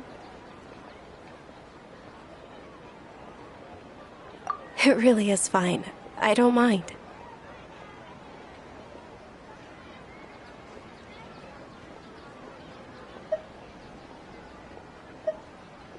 Huh? Did something happen? Dunyarzad, have you ever felt deja vu? You know, like when you've already experienced something that's happening right now? Deja vu? No. But my days have been the same for years now. Even if I were feeling deja vu, I suppose I would already be used to it. Oh, Paimon sees.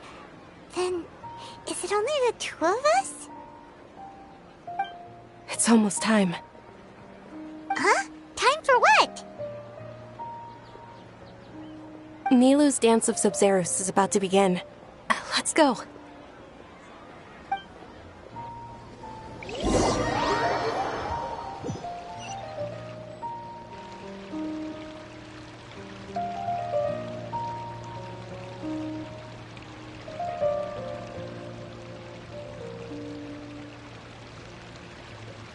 With your lack of intellectual credentials, I do not believe you are qualified to debate with me. What you should be doing is finding workers to tear down this ridiculous eyesore. When we return, have the scribe draft an ordinance before the next Nyagarbha day that prohibits public art performances. We will publicly announce it later through the Akasha. Understood. I will inform him when I return. The Sub-Zeru's festival. Go celebrate the birth of that god to your heart's content.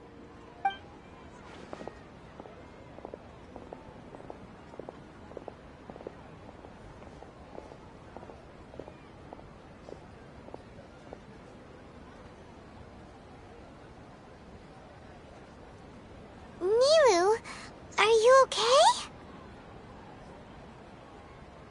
Oh, Dunyarzad. The Grand Sage ordered us to stop the performance. It's okay. There's nothing we can do about it. But you've been really looking forward to this. I don't want you to have any regrets. It truly is unfortunate, but I don't want to cause trouble for anyone. Didn't the Grand Sage say that he might investigate the organizers? True, but... Well, okay. I'll just have to try again next year. The next festival. I probably won't be around by then. Wait, what did you just say? No, nothing. I'll be heading back to rest. Thank you for your help, everyone. Paimon can't believe what those heartless geezers did!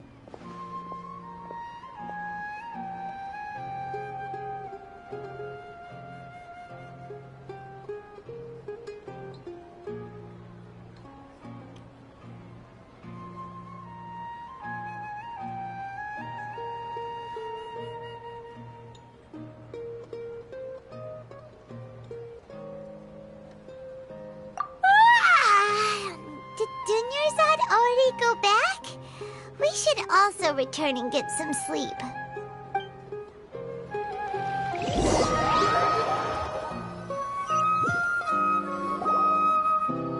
So, in the end, you still couldn't figure out what that deja vu feeling was all about? Maybe it really was because of exhaustion.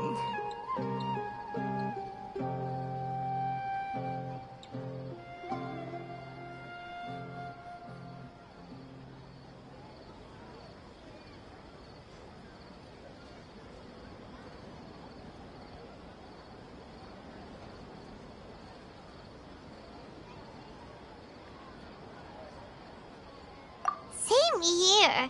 That's why Paimon stopped thinking about it halfway through the day. Then, how about we settle in and get a good night's sleep? For now, we can chalk things up to exhaustion. We can do more thinking tomorrow. Observing a modest drop in the output of Jnana energy, but values still remain within normal parameters. Continue to monitor for variances in the data and find the cause as soon as possible.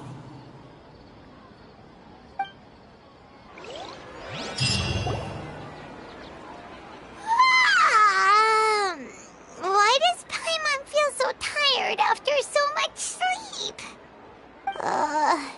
Anyway, we should go meet Dunyarzad right away.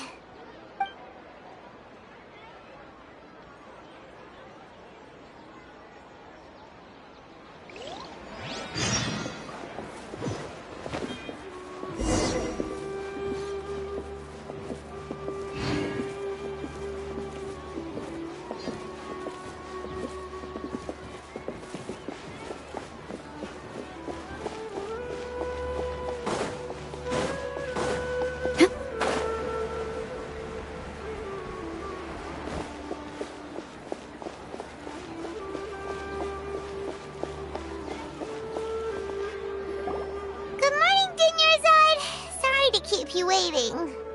Not at all. I arrived early. Huh? Paimon thinks you sound kinda tired. Did you not get enough sleep? I'm doing well. There's no need to worry. Shall we go? Let's start with the stalls over there. Great idea! Let's get going! Traveler? Hey.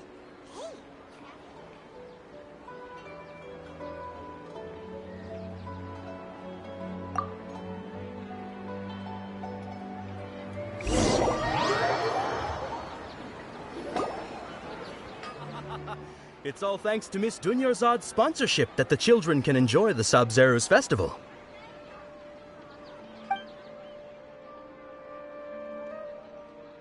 Oh, are you interested in Yalda candies? I have some boxes of candy here. Pick whichever one you want. Not much of a choice. All these boxes look the same. It's not that simple. Each box contains a random flavor.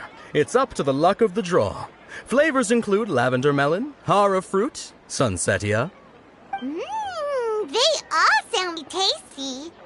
And there's also lizard tail and oni kabuto. Huh? What were those last two? He'll help me choose. Paimon wants to eat the sunsetia flavor. No problem. These boxes of candy are numbered 1 to 5 from left to right. Which one do you want? Oh, I like your confidence. No hesitation at all. Oh, congratulations! Number 4 is indeed sunsetia.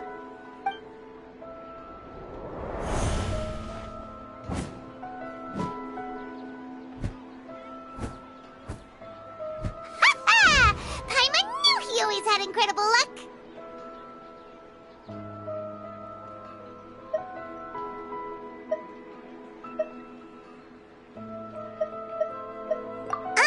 Paimon's not really interested in the other flavors. Wait. How did you know? Don't tell me that you already knew which flavor was in each box. What? He was right about all of them? That couldn't have been luck. How is this possible? I packed all those boxes this morning and they've been sealed ever since. You couldn't have known beforehand. Mind reading? X-ray vision? Or some kind of magic trick? This is way too freaky. Tell us what's going on. Since when did you get superpowers? Traveler?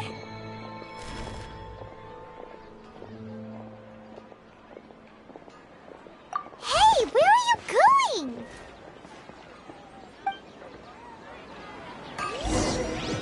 What's going on? Did you see something? Us leaving Dunyarzad without letting her know is kinda rude, you know.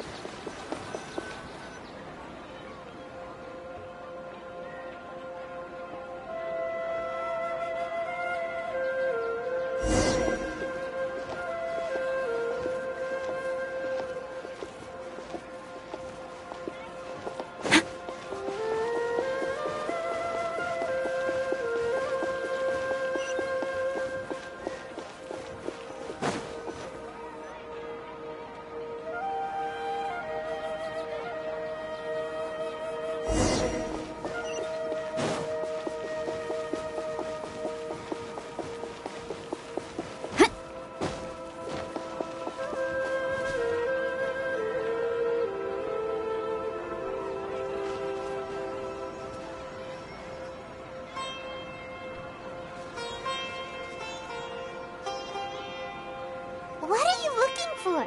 Why did we come here?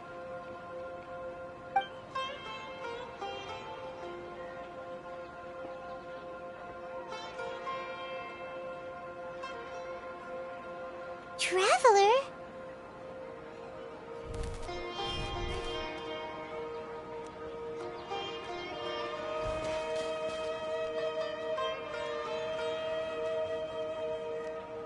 That's...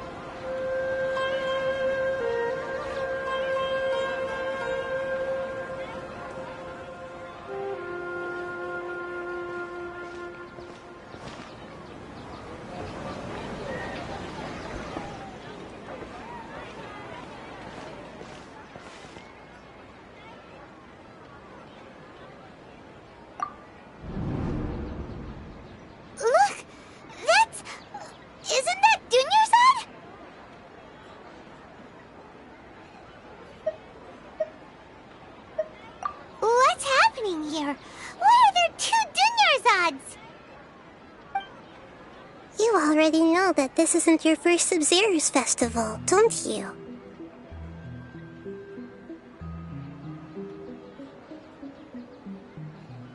I'm sure you already know how to use this. A knowledge capsule? Where did you get it? What's inside? You should use it too, Paimon. You know Paimon?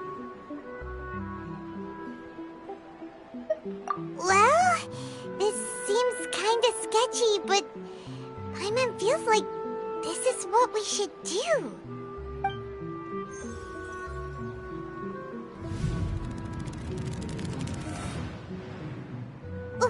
What the?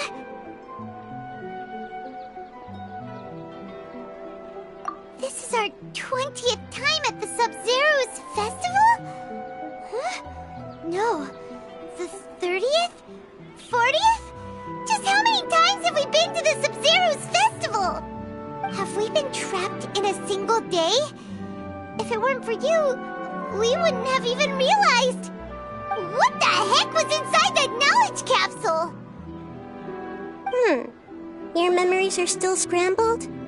Try your best to remember. This isn't the first time we've met, and I answered that question a long time ago. Let Paimon think. Oh, it's coming back. Meeting you was the real catalyst for restoring our memories, and the knowledge capsule was just your means of showing our minds the way. What about everyone else? Why are you only helping the two of us? Your sense of deja vu is stronger than everyone else's, yes? As for an explanation, you two received the blessing of Dendro, and you also have special, sensitive constitutions. It was as if a single sheet of paper was separating those memories from your consciousness. A familiar question. I think this is the 7th time you asked that. As you can see, she isn't doing well. You probably sensed it too. The Dunyarzad you were just with is different from the first Dunyarzad you met. That first Dunyarzad is in front of you right now, and she doesn't have a lot of time left.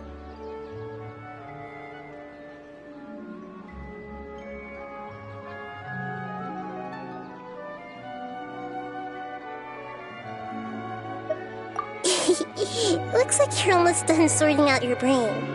Oh yeah, I'm Nahida.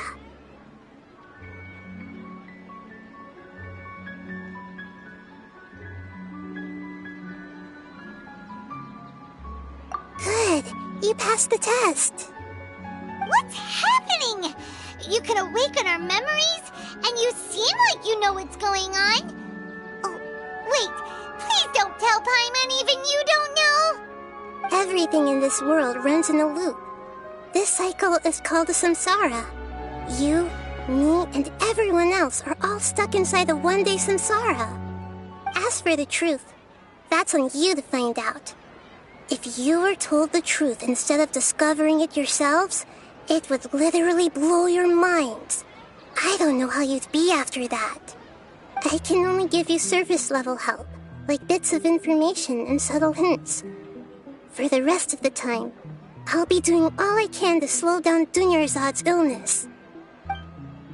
She looks like she isn't doing well at all. Her illness gets worse after each Sub-Zero's festival. If we can break out of the samsara, I might be able to save her. But as things are right now, she's just a small bird in the sky that's about to lose its last feathers. All I can do is raise a gale to delay her fall. You sure love to use weird analogies. Analogies are wonderful tools. They let you use existing knowledge to understand unfamiliar things. Okay, so, with what you know so far, what do you think the truth is?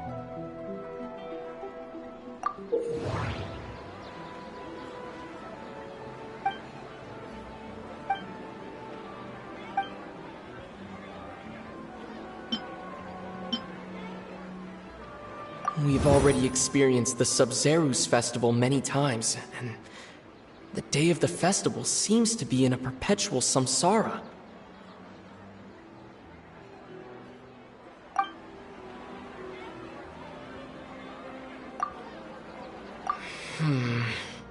I can't seem to cohesively piece everything together.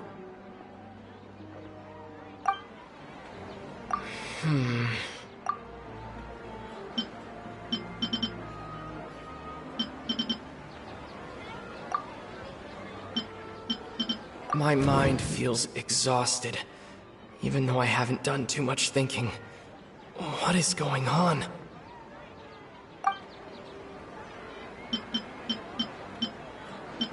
What's happening right now seems to have happened before. This feeling has been getting stronger and stronger. The Grand Sage said, "Go celebrate the birth of that god to your heart's content." Did he mean something more? The moon, illusions, and lies. What did they all mean?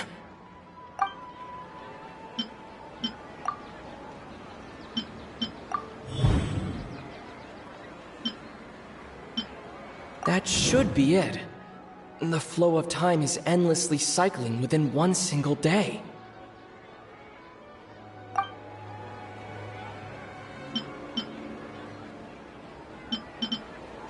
My mind feels exhausted. That doesn't sound right. I need to carefully think things through.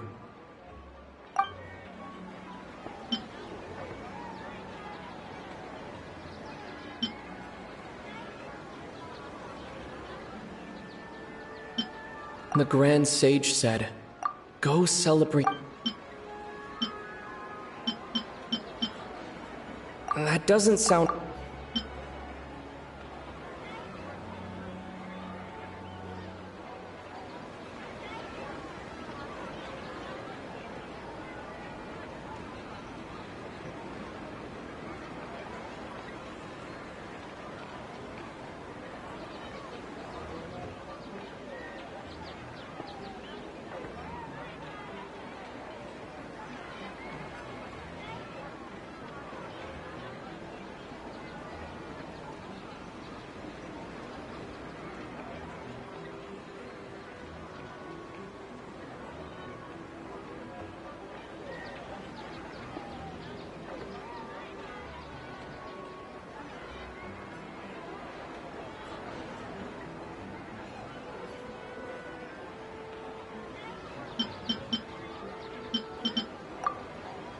A time loop.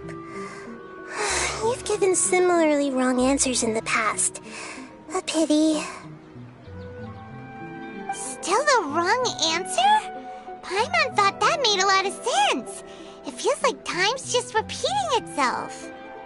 A simple time loop can't explain some of the phenomena. You two are still missing a lot of information. Unfortunately, I can't give you any more hints.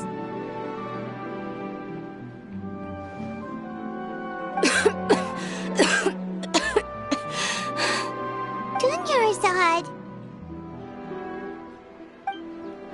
The Sub-Zerus festival is happening every day, but that doesn't mean we can waste an infinite amount of them. Hurry and find the truth before today's festival ends.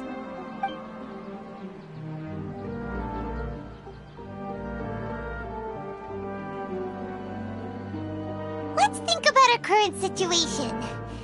To save Dunyarzad, we have to escape the samsara of the Sub-Zerus festival. And to do that, we need to figure out what's happening. The truth. Nahida rejected the idea of a time loop, so we must have missed something, right? Paimon's memories say that we've already done this many times, but let's go talk to people again. It's more productive than sitting here and scratching our heads. Why don't we start with those stall owners?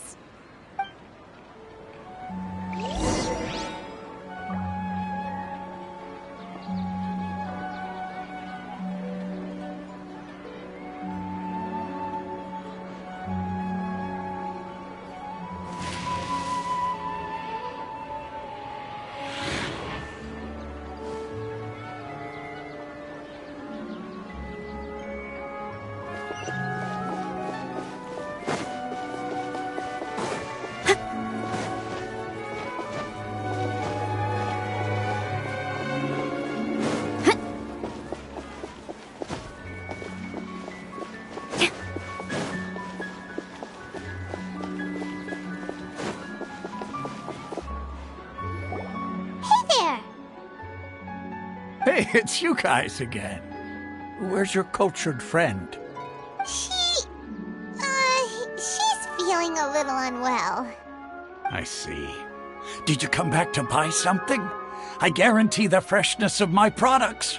I harvested them from the forest just yesterday. Huh? What brought this about? I hurried back from the forest yesterday, and I'm selling produce here today. I haven't felt anything strange. To put it another way, if you really think about it, was yesterday truly yesterday? Did you actually come back from the forest yesterday? What kind of philosophical nonsense is this? Are you two daydreaming? Didn't you know that no one dreams in Sumeru? Go somewhere else if you want to find someone to daydream with.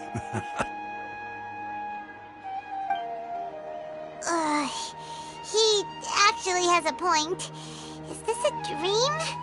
Is everyone dreaming?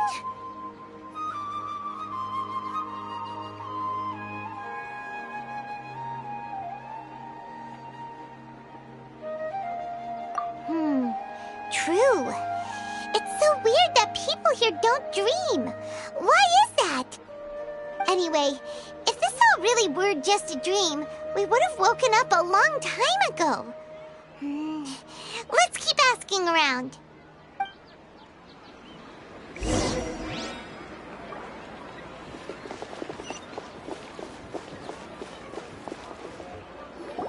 Oh, it's you two. Was my divination so accurate that you felt compelled to compliment me in person?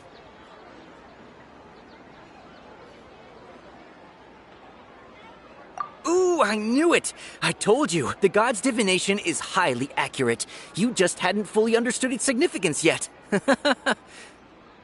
really excited about this, huh? That's exactly why we came back. Help us better understand it. Help you better understand it? Well, that isn't exactly what I excel at. So, you're admitting that you don't have a clue? Anyway, what kind of situation did you get into? Huh? Hold on a second. I thought you guys just lost your wallet or fell for a scam. What you just said, are you serious? Does that kind of thing actually happen in real life? Paimon knew you weren't going to believe it. Marvelous. Truly marvelous. I believe you. Recall the interpretation of your divination. The moon, illusions, and lies. It really felt like an omen. When you say it like that, the divination does sound like it's related to what's going on. Can you read any more into it? I believe that the Archon's revelations are never more than vague hints. Anything more specific is beyond the reach of mere mortals. The book only says, if you trust your instincts and overcome your fears, the sun will surely rise. So that's how it is. Looks like fortune-telling is just fortune-telling. It's no good for practical problems. We haven't made any progress. Who else can we talk to?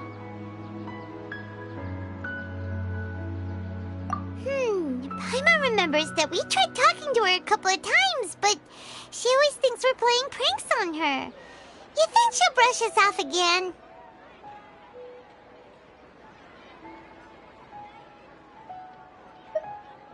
Yeah, if we tap into Dia's strong sense of responsibility as a mercenary, then she'll definitely take us seriously. At this time of day, Dia's probably just finished beating up those kidnappers. Let's go find her.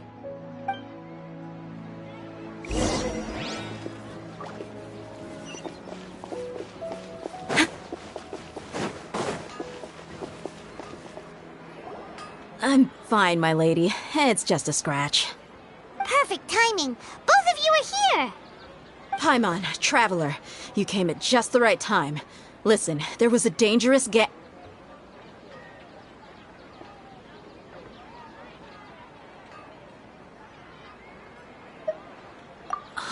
You saw? Then why didn't you jump in earlier? If someone was protecting Miss Dunyarzad, I could have went all out. Anyway, can you do something for me? You want the Traveler to take Dunyarzad somewhere to rest up while you check to see if there's still any kidnappers around. Did Paimon get that right? How did you know what I was going to say? We need to say something convincing.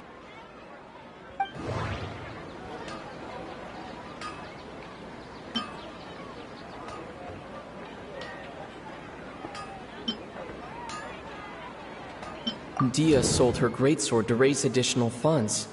And then she was injured because she wasn't used to her new weapon. The moon, illusions, and lies. What do they all mean? My mind feels exhausted, even though I haven't done too much thinking. What is going on? People in Sumeru don't dream. What a strange phenomenon. That doesn't sound right. Tell her, Traveler!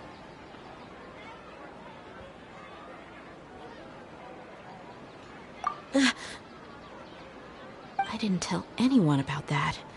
Including Miss Dunyarzad. You couldn't have known. And just now, you literally took the words right out of my mouth. What's going on? All right, so this is the situation.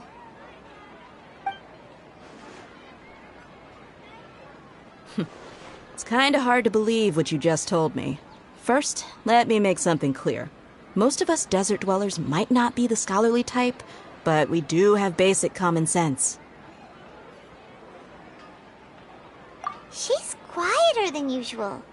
Uninterested in anything and really gloomy. Yeah, she isn't the same as before, but her parents said that this is how she was like at first. Huh? At first? I don't quite understand what you're all talking about. I'll go rest on the bench over there. My lady, are you angry?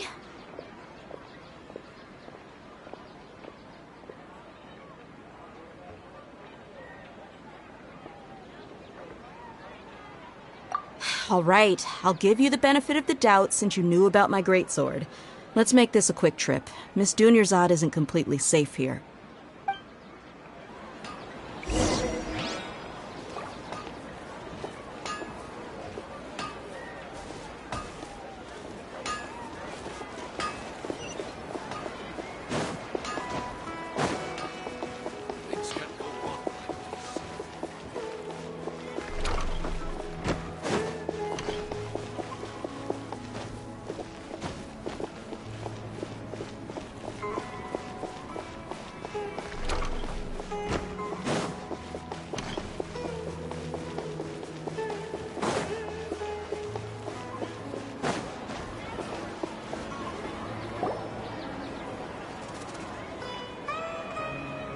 Nahida, we brought a friend.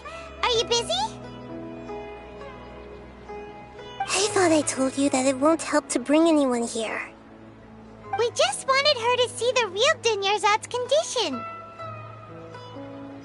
The real Dunyarzad? Where and who are you talking to? Huh? I told you that you two are special. Other people can't see me or Miss Dunyarzad here.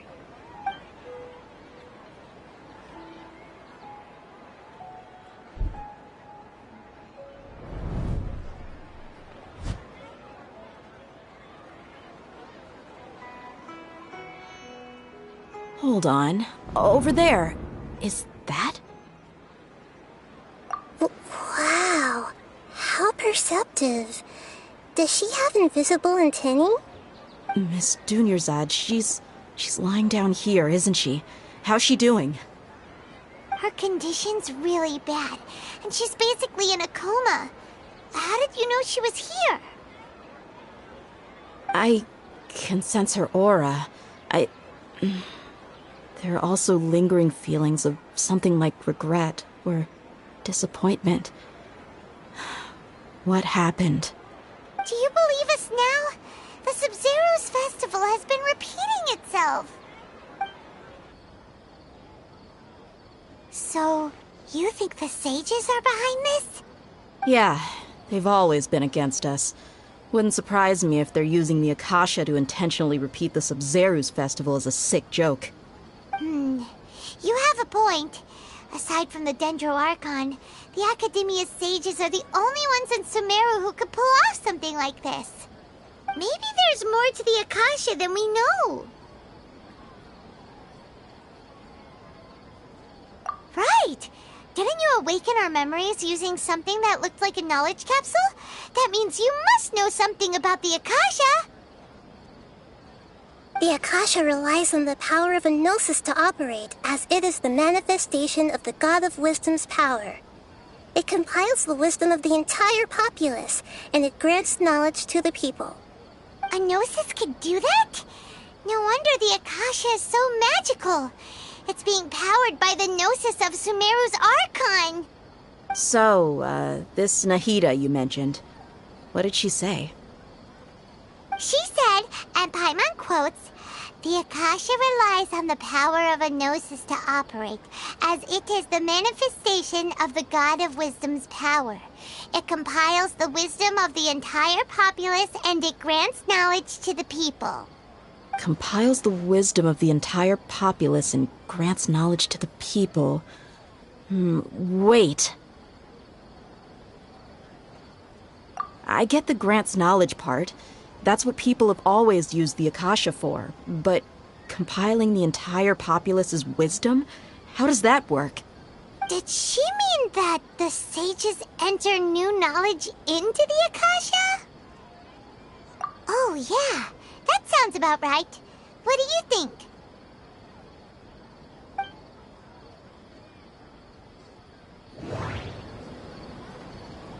People in Sumeru don't dream. What a strange phenomenon. That doesn't... What's happening right now? That doesn't...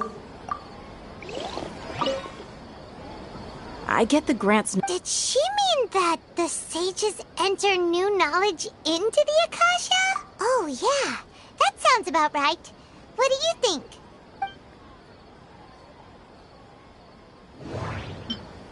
My mind feels...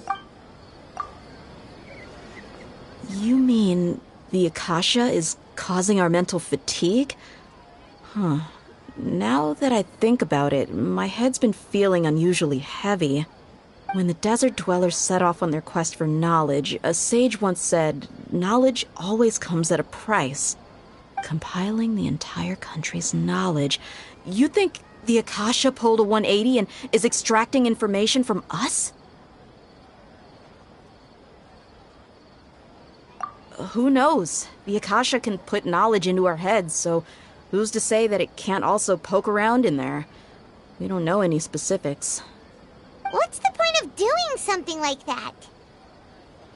Just think about it. If you could combine the knowledge of every single person in Sumeru, then you can basically turn Sumeru City into a single massive brain. This hive mind could make breakthroughs in problems that even the smartest geniuses can't crack. An excellent deduction. And the analogy comparing Sumeru City to a massive brain? I love it.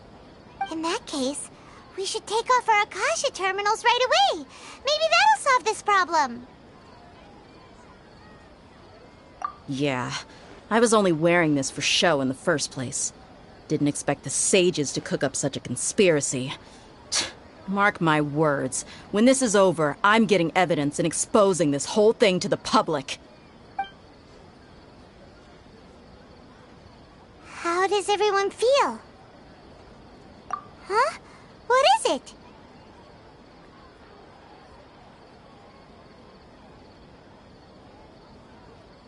Oh, that! Paimon knows what you're talking about. It's a single soft beep that sounds like it's coming from the Akasha terminal. The sound of a beep. Could it be a prompt tone for when the Akasha is operating?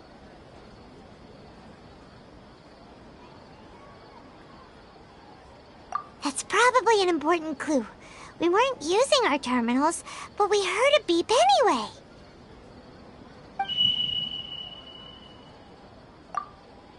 Traveler, did you hear that? I heard it too. Our ears aren't messing with us. There was definitely a beep, but it sounded like it was coming from inside my head. We took off our Akasha terminals.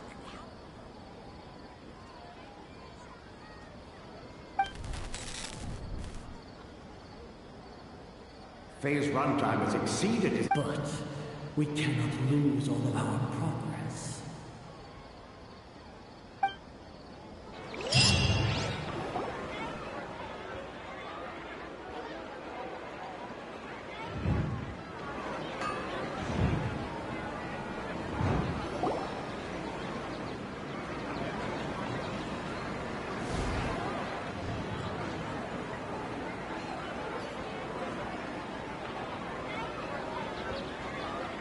Paimon remembers everything! Good. You adapted quickly this time. We definitely took off our Akasha terminals last night, but we still heard that beep. Why is that?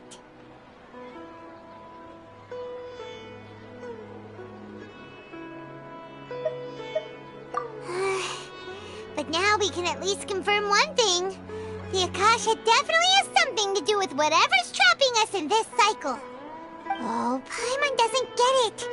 Why would the Akasha go this far if all it wants is everybody's wisdom? It's extremely difficult for lab rats in an experiment to understand why they're being treated the way they are. If we're lab rats, then what are you?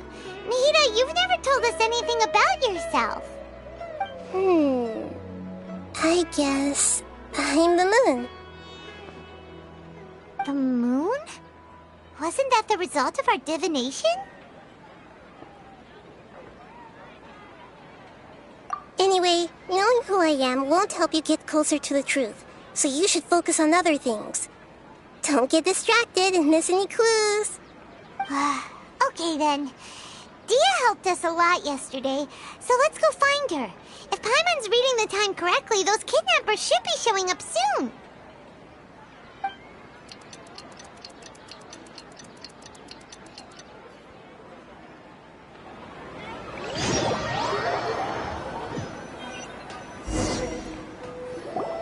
Ah, there you are.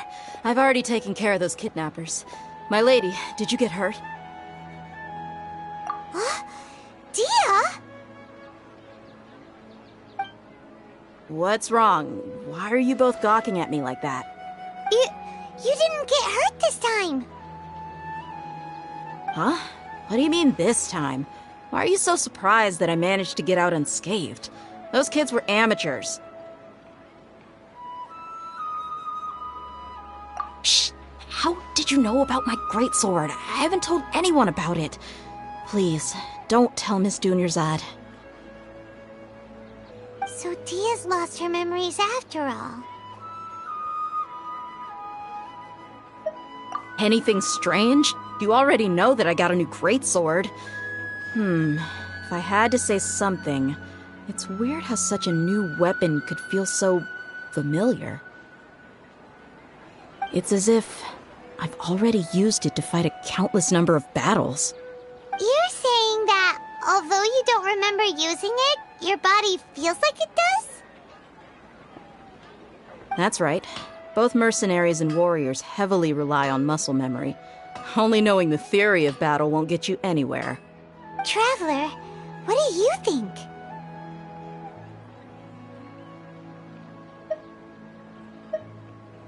Yeah, Paimon's feeling really hopeful. Oh, you're right! Earlier in the Samsara, something like this would have never happened. I have no clue what you two are talking about, but it's still dangerous here, so... So you want us to take Dunyarzad somewhere else to rest while you check if there are still more kidnappers around, right? How did you know what I was gonna say? Can you read minds? Forget Forget it. Go and do your thing.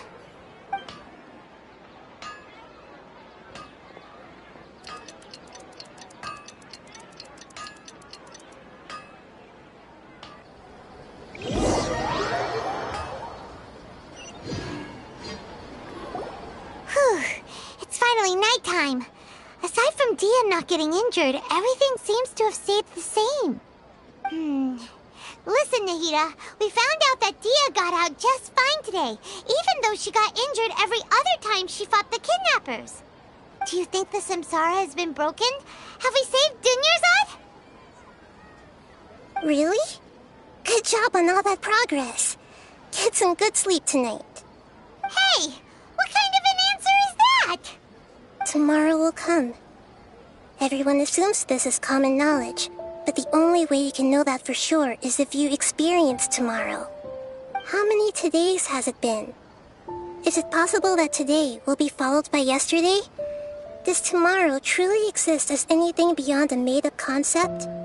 It's even possible that this entire world is a lie, and the history of the whole world has just been one endless Sub-Zero's festival. Okay, no more. Paimon's brain is already shut down. That's why it makes no sense to waste your energy thinking about things you will learn tomorrow. Get some good rest. You know, use the bathroom and flush your anxiety dookie away. Huh? Hold on, what did you just say? Did Paimon hear you correctly? Huh? People always say they feel a sense of relief after they take a duk-duk. That's why I suggested you could try that. Is that so strange? It's so strange and so against common sense that Paimon's at a loss for words. You were sounding kind of smart just a minute ago.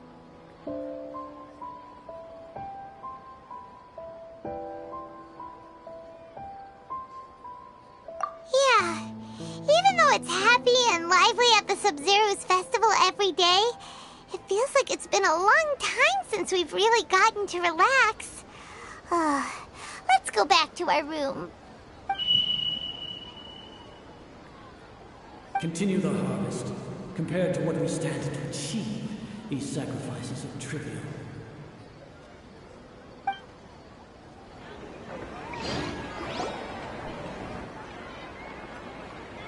We're still in the same day!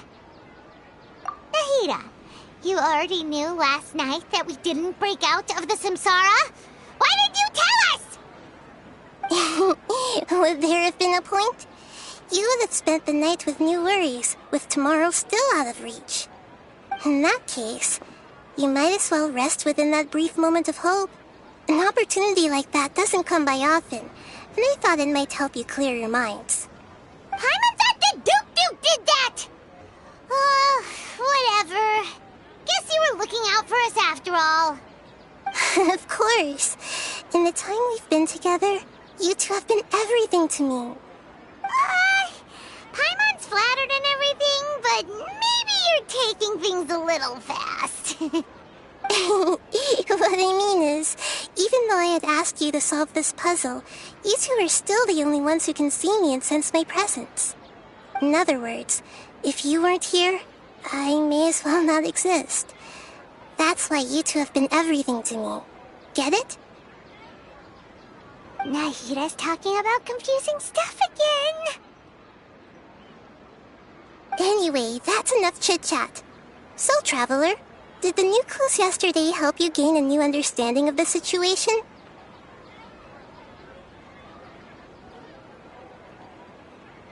Huh?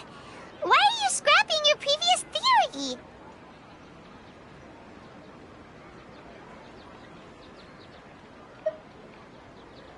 Oh, yeah! You're right! Gosh, how did we not notice that? In a simple time loop, people's physical conditions should also reset. So, what's your new hypothesis?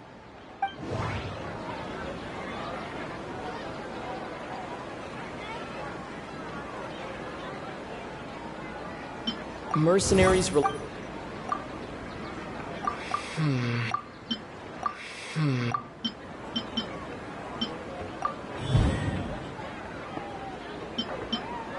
If all our memories of a day...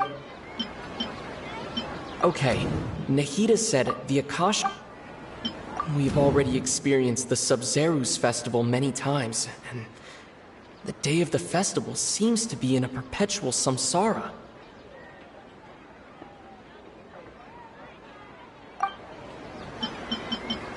The beep is a prompt tone for Akasha operations. We still hear it every night, even though we removed our Akasha terminals.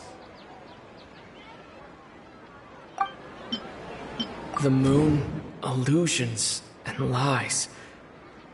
What do they all mean?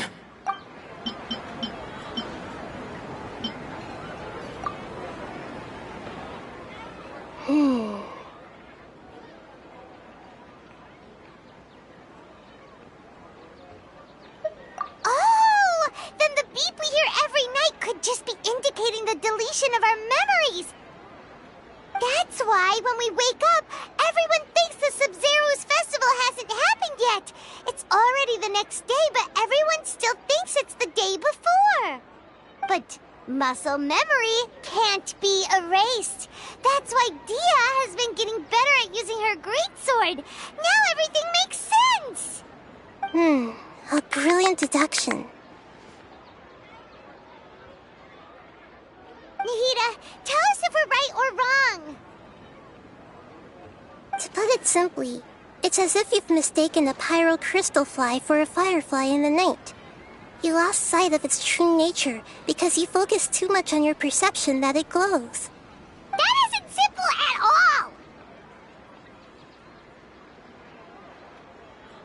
all! Why don't you go talk to Miss Dia again? You might learn something new. Right! She did help us find our latest clue after all. Let's go!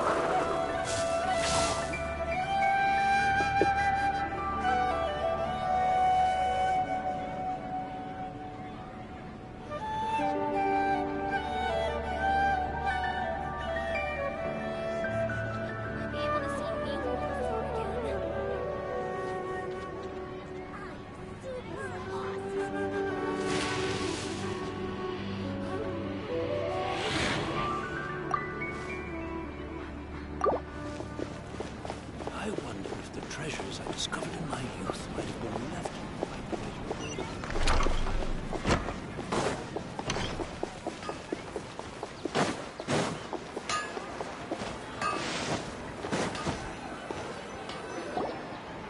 in There you are. Really took me a while to find you. As expected, Dia also didn't get hurt today.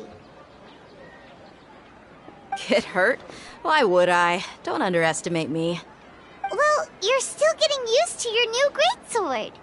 Huh. Truth be told, I also think it's pretty strange. It just suddenly felt so familiar in my hands and... wait a second! How did you know I got a new greatsword to begin with?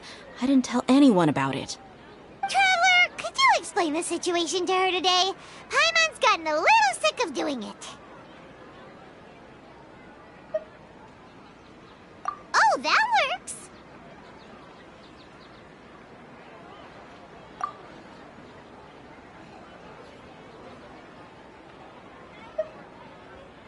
What happened to you guys while I was gone? Did you get brainwashed by some cult? Don't think too hard about it. Just take what we're saying at face value. All right then, let me get this straight. You're telling me that my body's already gotten used to this great sword, but my brain just doesn't remember it? Yes, your memory's being erased every day. Then I'd have to disagree. That's impossible. Oh? Why do you think that? If we've actually been reliving the Sub-Zeru's festival day after day, then what happened to the things we used, the money we spent, the food we ate? Common sense says my wallet should have emptied itself a long time ago. There's no way I wouldn't have noticed that.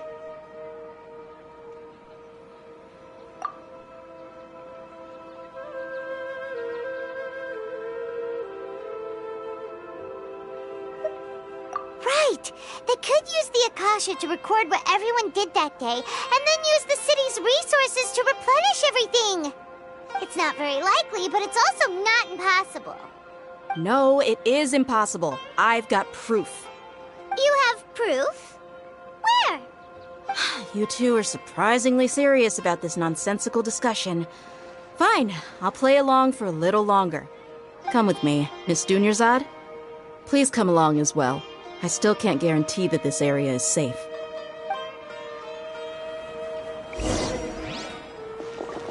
Paimon can't believe it's Dia who wants to show us something this time. 2 days ago, we were the ones taking her to see Dunyarzad.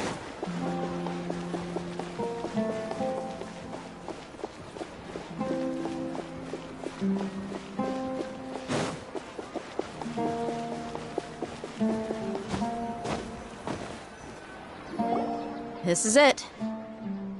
Huh? This is a wooden training dummy. What about it? See those marks on the dummy? Those are the result of several days' worth of practice. Let's say the sages didn't replace it every day. Shouldn't it be hacked to pieces by now? That's true, but what if they did? Then the sages would have had to reproduce every mark I left during previous training sessions. I'm a professional fighter. My martial school has always emphasized the importance of refined control.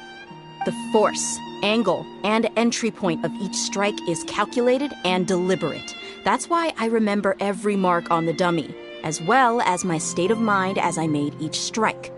It's just as they say, each swordsman has their own unique style, and even the same swordsman can't make the same cut twice. It would be impossible to copy these marks. Is it really impossible? What if they used some fancy machine to carve every single mark? People often say that a camera's photo can never replace an artist's painting because the former has no spirit to it. The same thing applies here. At a mere glance, I can differentiate carved marks from the results of combat training.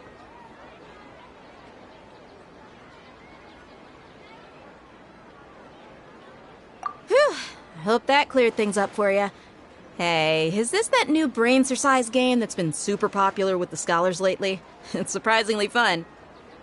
Anyway, it's getting late. I should escort Miss Dunyarzad to Nilu's stage. See you later. Well, back to square one. Is our memory deletion theory also wrong? But at least we've reached some other conclusions in the meantime.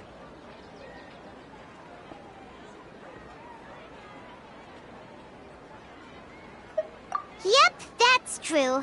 So, can we think of any new ideas right now? Strange? Paimon feels like everything's been strange lately.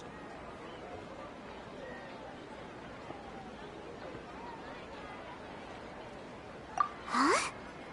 Leaving the city? You're right! It's really strange how we never thought of such a simple solution! Many things should become clear if we can confirm the flow of time outside of the city. Paimon can't believe it! Did we miss this because we're tunnel visioning too hard on our other theories? Or because we're just too tired?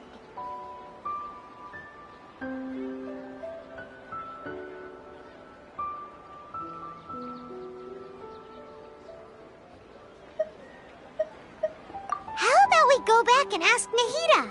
Maybe we've forgotten something about leaving the city.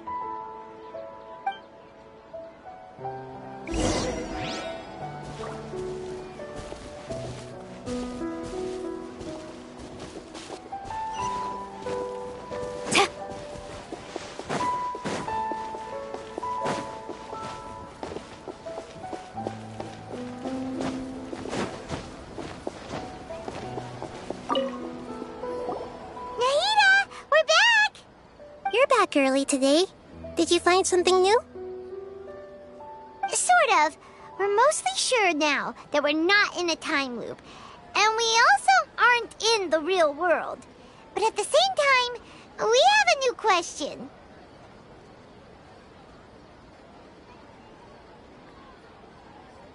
Leaving the city. As far as I remember, you've mentioned your plans to do that twice before. We did? But we don't remember anything. What happened after we talked about those plans? What did we say when we got back? Let me think. I don't think you ever actually told me what the outcome was.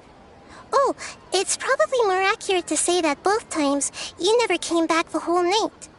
But you two sometimes stay out the entire night anyway, so at the time, I didn't think too much about it. It is true that sometimes we lose track of time during our investigations. Before we know it, it'll already be the next day.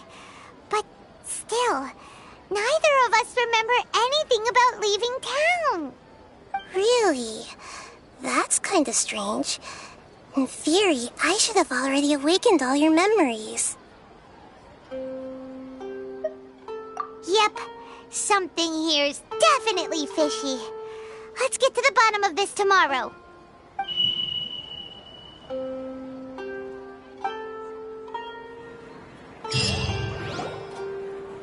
Our memories are back! About that. Well, where should Paimon begin?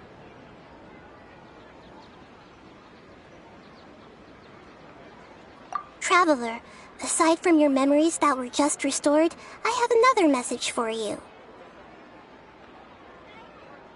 Listen to it and you'll understand. Can't go back. There are countless spaces here. Our Sub-Zeru's festival in Sumeru City is just one of them. Traveler, you should be missing 2 days worth of memories. Paimon will fill you in. It's time to carry out our plan from yesterday. Okay, let's go!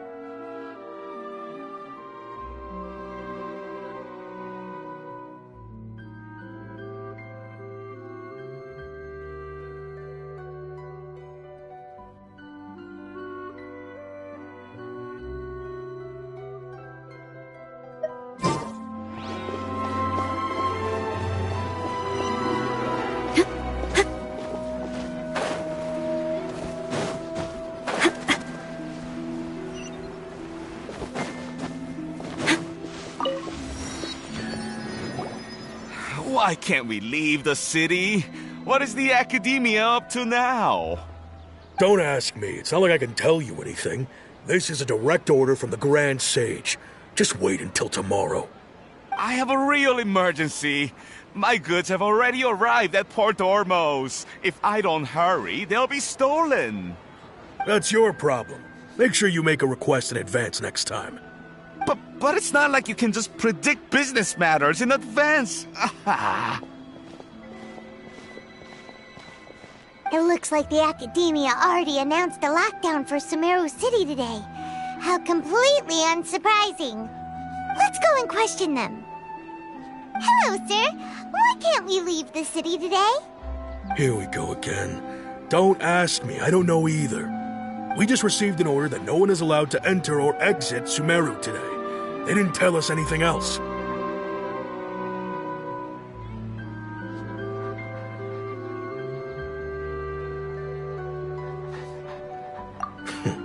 Angering me won't get you anywhere. If I had that kind of insider info, I would have left this stupid post long ago. It looks like he really doesn't know. If we can't get anything out of him, let's take matters into our own hands. Why don't we climb over the walls? Those guards can't be everywhere at once. This is a good spot, and the guard hasn't noticed us at all. Let's hurry! Huh? Why? Are you going to leave Paimon behind?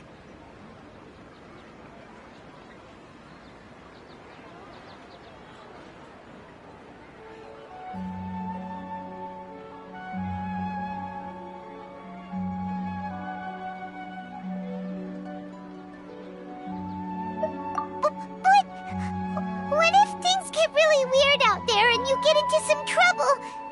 Then Paimon won't be able to help you.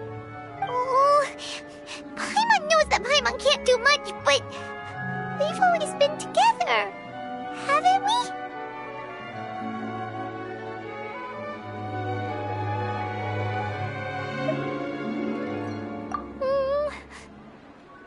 Okay. Paimon will wait for you. Promise Paimon that you'll come back as soon as possible. Just a quick look.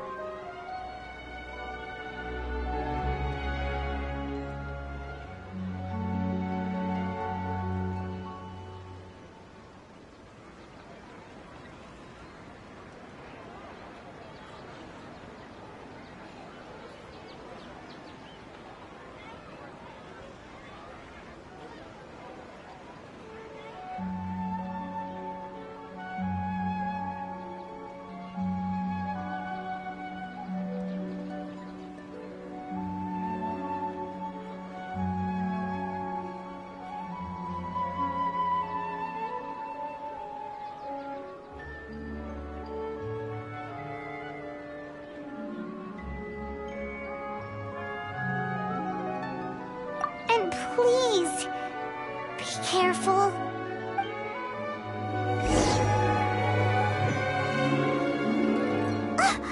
Memories!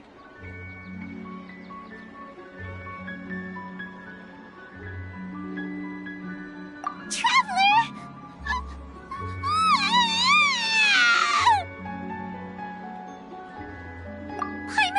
Paimon would never see you again! You just disappeared! Paimon waited for you for hours and hours at the city wall and you never came back! You promised Paimon that you were only taking a quick look!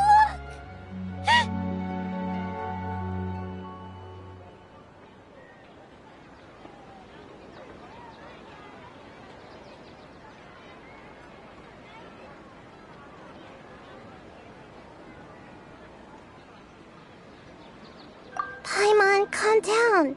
He's here now. I don't think he understood what you were saying. Paimon doesn't care! Paimon wanted to go look for you, but you also said that Paimon should stay! Paimon was so worried and so scared the entire day!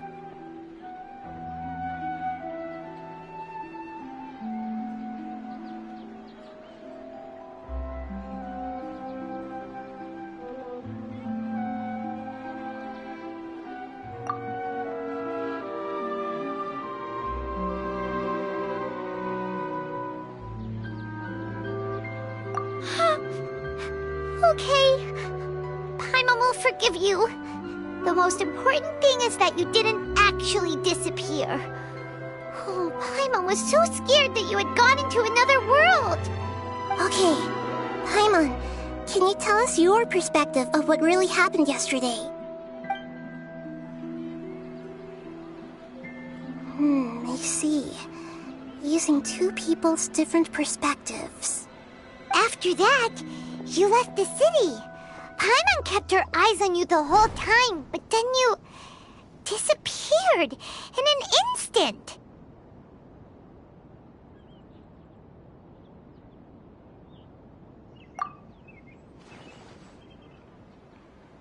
No way! Paimon was watching you with the fullest attention. What's your perspective, Traveler? You sure you don't have any memory of this?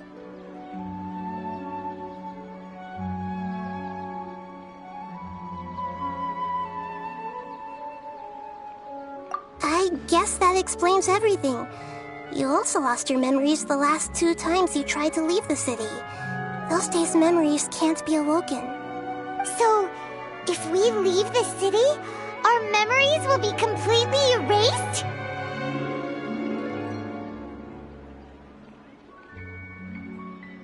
It really sounds like something big outside of the city is being hidden on purpose. But this way, we'll also never discover what's outside!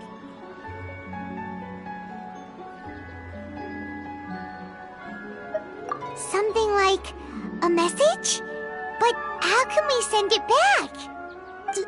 Don't look at me like that. I'm not used to being stared at.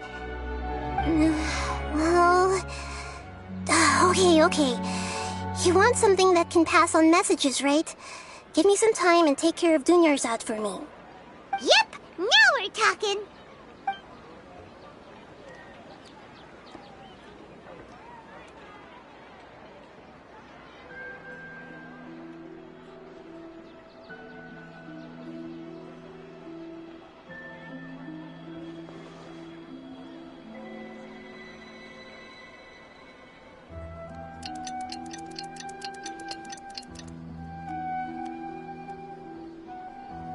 I'm done. Here you go. What? Isn't this just an Akasha terminal? I made some little changes. Akasha terminals are already capable of sending messages. I just tweaked it so that it could connect to any node. To make something like this? Nahida, you really know the Akasha like the back of your hand. Anyway, we can use this now to record a message, right? Yep. I'll help you save the messages. It should be pretty easy to use. I just can't guarantee the user's status and signal coverage when they're outside the city. We'll never know until we try. At least we're taking the initiative now.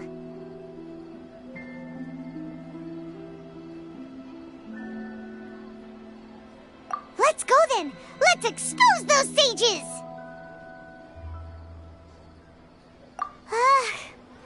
Alright. Paimon isn't as worried about being separated since it happened once yesterday. But Paimon still isn't happy about it. Okay, see you tomorrow, Traveler! That covers everything that's happened so far.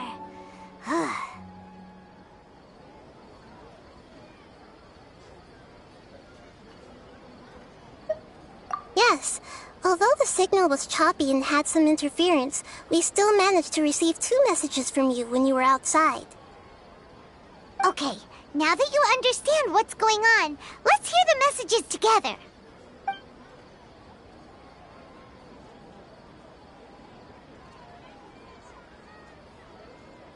Can't go back. There are countless spaces here.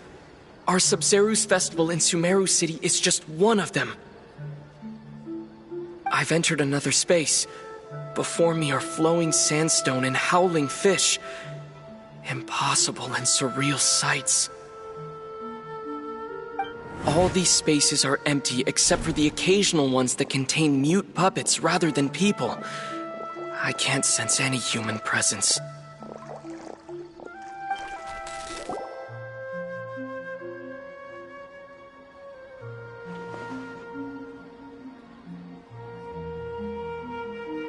That's one heck of an info dump. It sounds like you left the Sumeru city space when you set foot outside of the walls.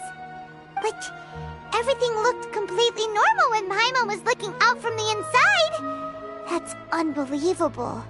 And if we take your word for it, the other spaces all had very weird contents. There's another part here. We only received it last night. These spaces have been disappearing one after the other, absorbed by something like a sun in the sky. And now, even the final space has also disappeared. Behind me, a lot of spaces just appeared again from thin air. I get it now! Those spaces are actually...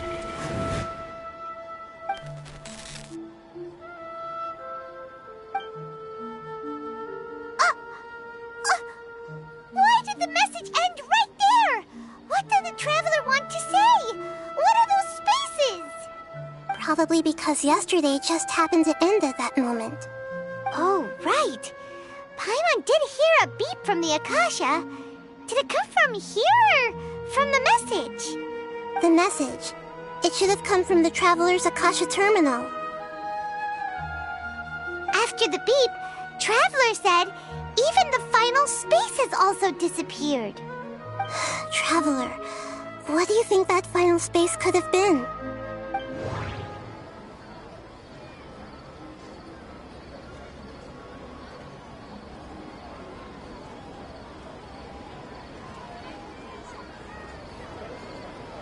All the bizarre That doesn't... My impression is that each day in this samsara only ends at the sound of that beep from the Akasha.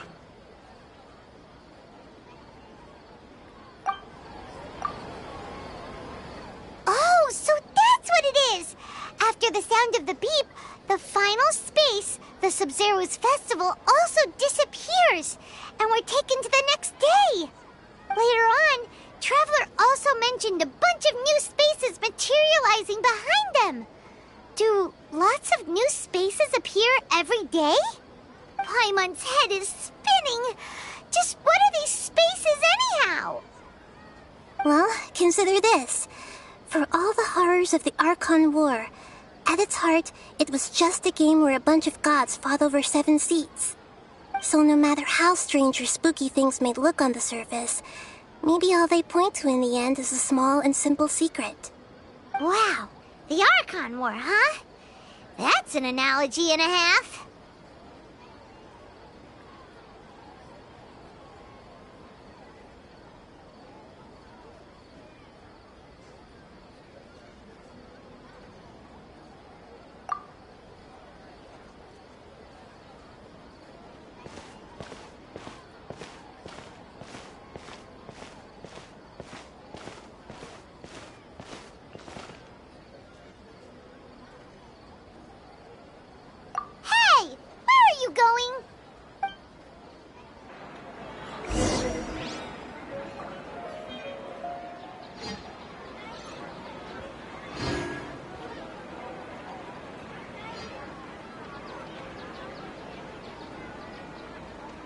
The duty of a Tengu warrior is to watch over the mountains and forests, while that of the Kujo clan is to guard Inazuma.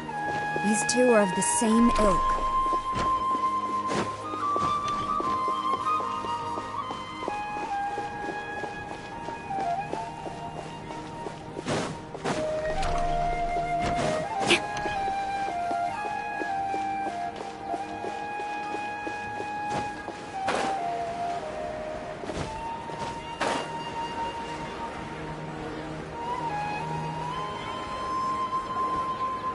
Do you want some alone time to think?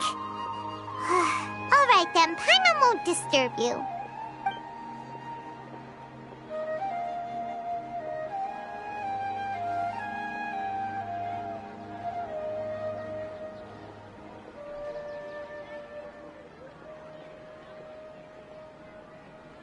The dance of Sub-Zeros is about to begin. I'm going to go watch it. Okay. Why don't you go ahead, Dunyarzad? We still have some other stuff to do first. Okay then. See you later. Have you figured it out yet, Traveler? Time is ticking away!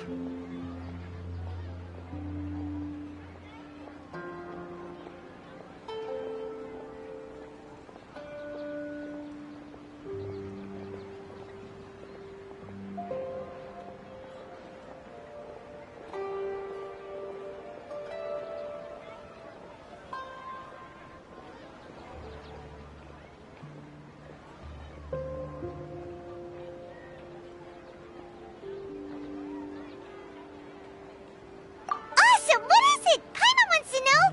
Oh, wait, no. Let's meet up with Nahida first. You can tell us both together. This time, we're gonna get to the truth!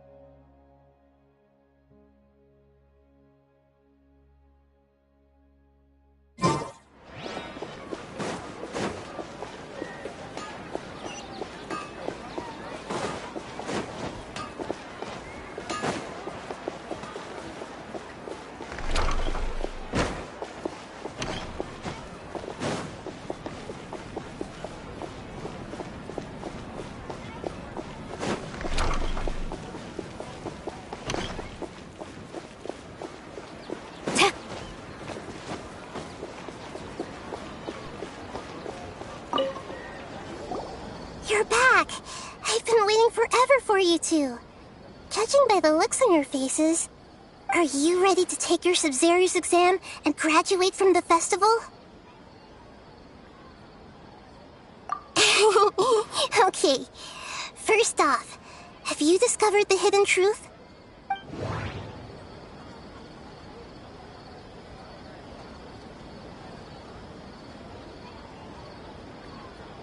Okay, Nahida said the Akasha relies on the power of a gnosis to operate, as it is the manifestation of the God of Wisdom's power.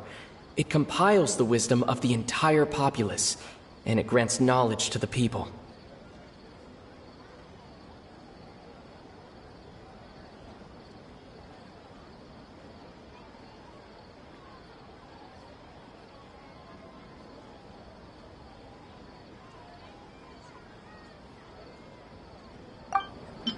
All the bizarre spaces I saw outside the city had one thing in common: a lack of human presence.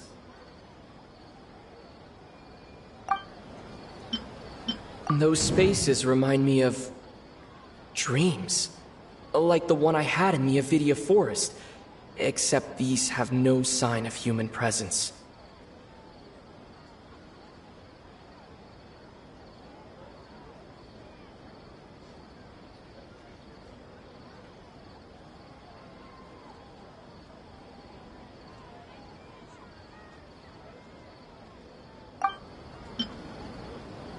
People in Sumeru don't dream.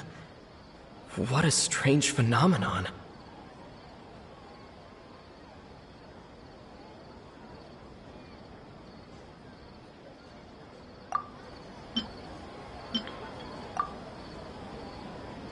Hmm.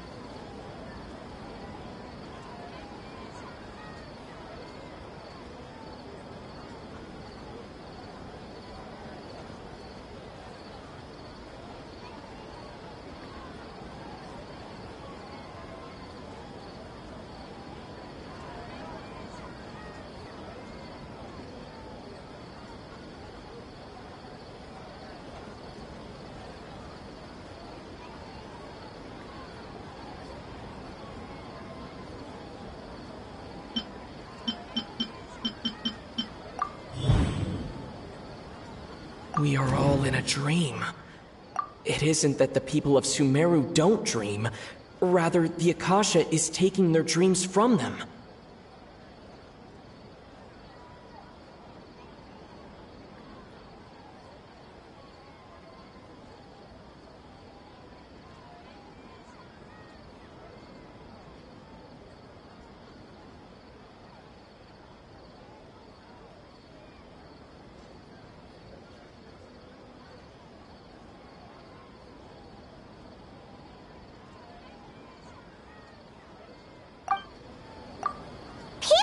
Sumeru think they don't dream, but the truth is the Akasha steals their dreams without them knowing it.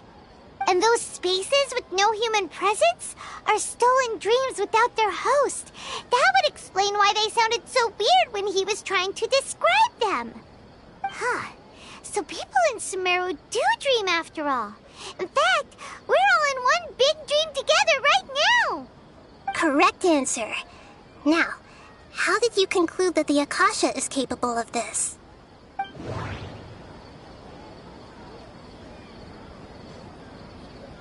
It is the manifestation of the God of Wisdom's power.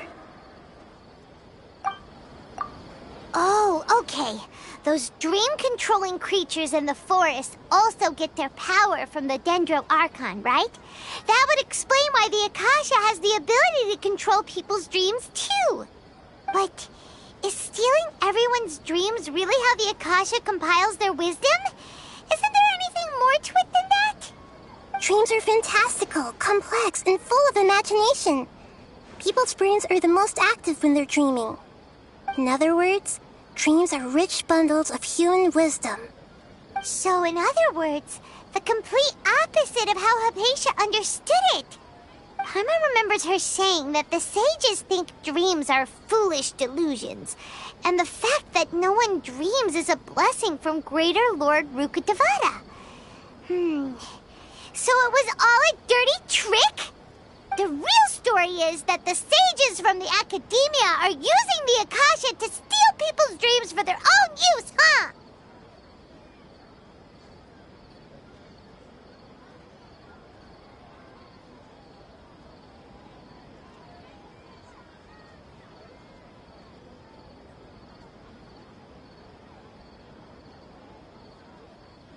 Oh?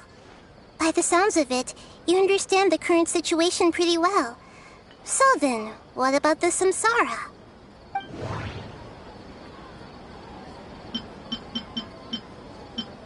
Those spaces kept disappearing before my eyes. But as soon as that beep sounded, many more spaces materialized. That doesn't... Those dreamscapes kept vanishing. But as soon as that beep sounded, more new spaces appeared.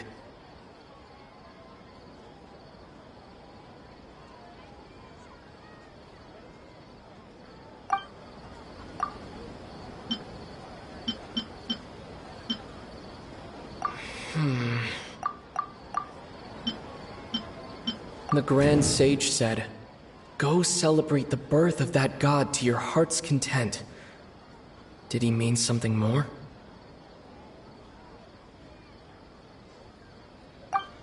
My mind feels exhausted, even though I haven't done too much thinking.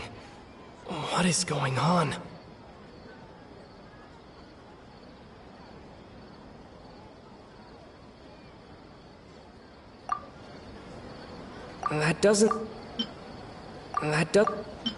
We've already experienced the Sub-Zerus festival many times.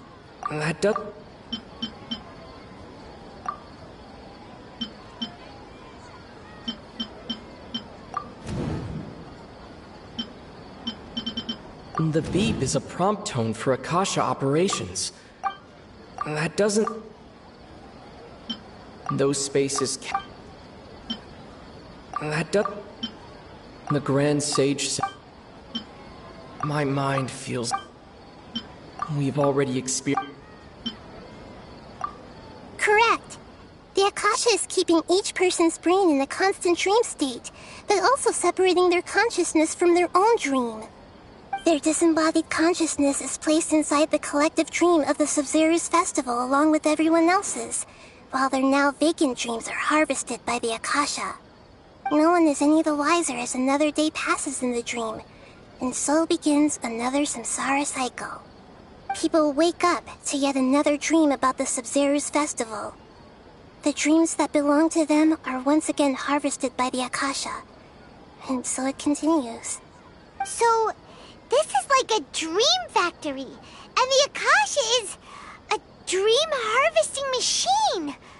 Did Paimon get that analogy right? Very good, Paimon. Using analogies well is an excellent habit to get into. Okay, so that beep we keep hearing is actually from our real-life Akasha terminals. Taking off our terminals in this dream doesn't do anything. Alright, last question. Who am I?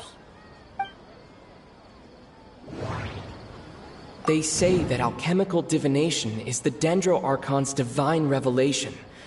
So then, if Nahida has referred to herself as the moon...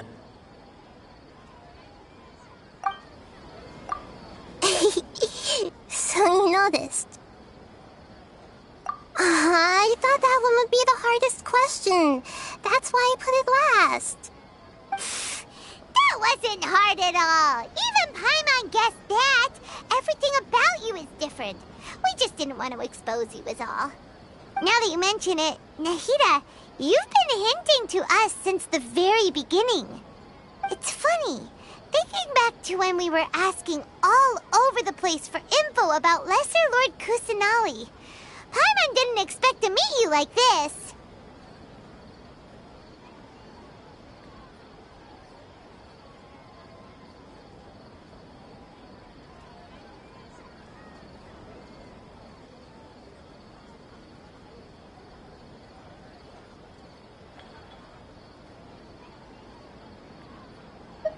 Yes, those can wait until we're back in real life.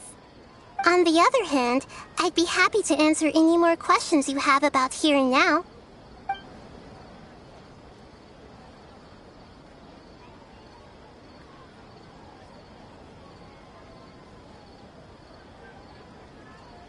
You asked me this question before.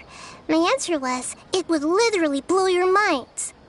Now that you know this is all a dream, this answer should hopefully make... Have you heard the saying, don't wake a sleepwalker? Likewise, if someone suddenly had told you all this instead of you learning it on your own, your notion of reality and dream would be thrown into irreversible confusion. I couldn't expose you to that kind of risk. That's why I could only give you very subtle hints and some suggestions. Long story short, I'm really sorry I had to keep you guessing.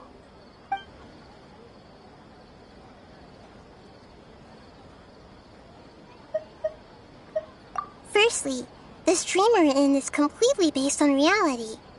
People have already experienced this Sub-Zero's festival, so it would be very difficult for them to find anything that strikes them as surreal.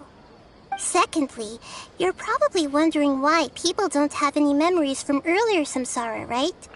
That's because people don't remember their dreams most of the time anyway. And in any case, their actual dreams are being taken away from them by the Akasha. So whenever they wake up in this dream of the Sub-Zero's festival, they don't remember anything from their previous identical dream. That reminds Paimon. Traveler had a dream when we were in the Avidia forest, but couldn't see what it was about after waking up. Is that an example of what you mean? Yes. Only after receiving the blessing of Dendro can a person gain the Dendro element's dream-enhancing power. That explains the feelings of deja vu. Meanwhile, everyone else has no idea that they are in the Sub-Zero's festival samsara, while their dreams are stolen from them over and over again.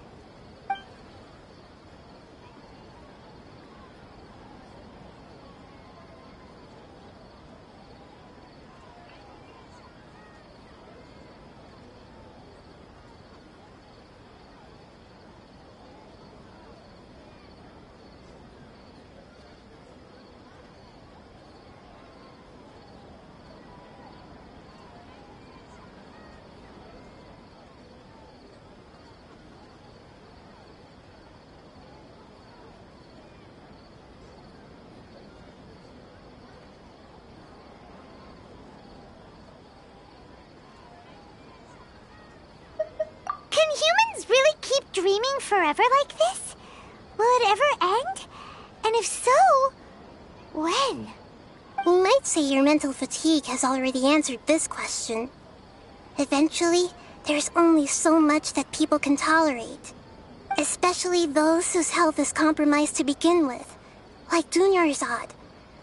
This relentless exploitation takes an even harder toll on them. People's lives are at stake here, and nobody knows a thing!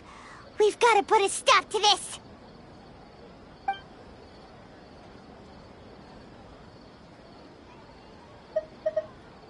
I know, right? Why did they have to base this dream on my birthday? Could it really just be a coincidence?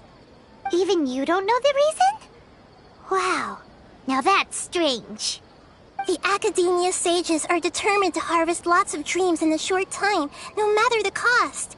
They have to be up to no good. Unfortunately, I don't know anything about it. Traveler, do you have any information?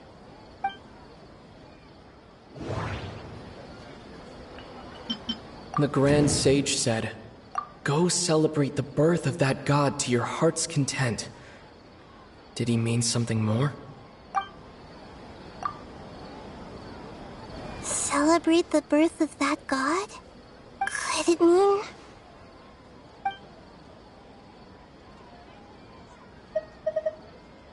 deceiving the people of Sumeru with no regard for their safety?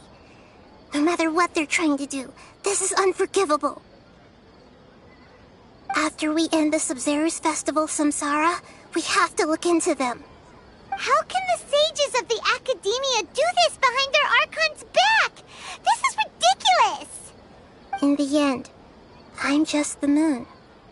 The real sun is long gone. A sun and a moon? Nahida's talking in riddles again. Oh, we're out of time today! I'll tell you how to break free of the samsara tomorrow. See you then.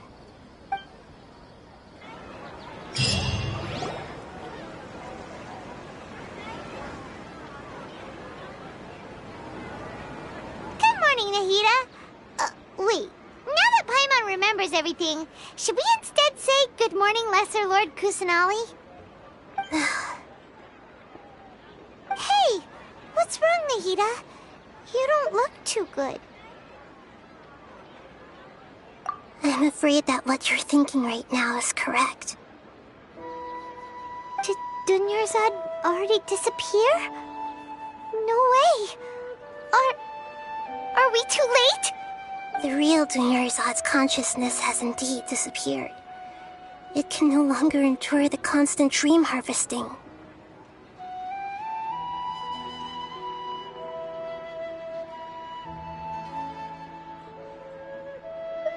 Paimon can't believe it. Wait, so what about that other Dunyarzad? Just what is she? Is she also going to disappear? She's actually something like a puppet, but not completely. The real Dunyarzad's consciousness could no longer keep playing her role in this dream. So another Dunyarzad appeared to replace her in the dream. Just like the grass and the trees, that Dunyarzad is just a building block of the dream that helps to keep it going. But personality-wise, she's nothing like the real Dunyarzad. Puppets are stiff, and can't copy a living person's vitality. After all, they're just there as filler. You know, speaking of which, the old Dunyarzad might not have been too different from a puppet. Dunyarzad truly believed that she met you within her consciousness, and it was you who inspired her. So you do remember her after all. Yes. Back then, her family was overly protective of her. No one cared about her personality or thoughts. It was as if she only lived to stall her Elazar. I just gave her a little wisdom so she could look at life in a new way. So that she could be her own person. But even so, she still...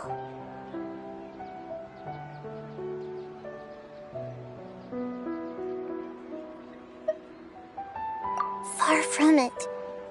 I'm still a long way off from being a real Archon. I couldn't even save her. If I were a competent Archon, I wouldn't have let my most faithful follower die at the Sabzeruz festival with so many regrets. Please don't beat yourself up over it, Nahida. It's the sage's fault, and theirs alone. I'm not beating myself up. All I did was to rationally observe the distance between myself and a real Archon. Don't be like that, Nahida. Even real Archons are still allowed to be sad.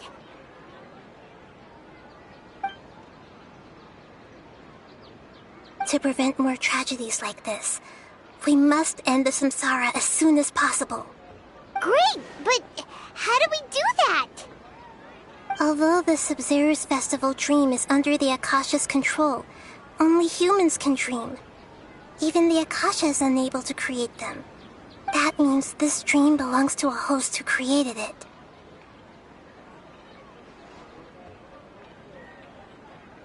Huh? So, how should we find that person? Well, if this is someone's dream, then everything here must come from deep within their consciousness. Which means, with the power of imagination, they can change anything in this dream. Imagination? What do you mean by that? Imagination means breaking through what you perceive as normal. Like when the server at a tavern brings a plate to you, you'd naturally assume that food is on it. However, if you're the dream's host and you become aware that you're dreaming, when you imagine gold and more on the plate, the dream will respond in kind, and the server really will bring you gold and mora. But right now, our host is unaware that this is a dream. No matter how many times they're served, it will always be food.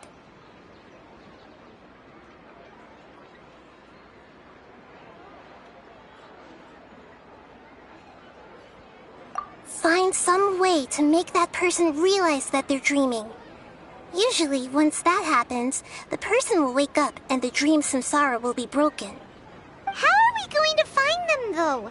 If it could be anyone, it'd be like looking for a needle in a haystack. And even if we did find them, how are we supposed to make them realize they're dreaming? After all, like you said, don't wake a sleepwalker. It's extremely difficult, yes. But the only ones who can do it are you two.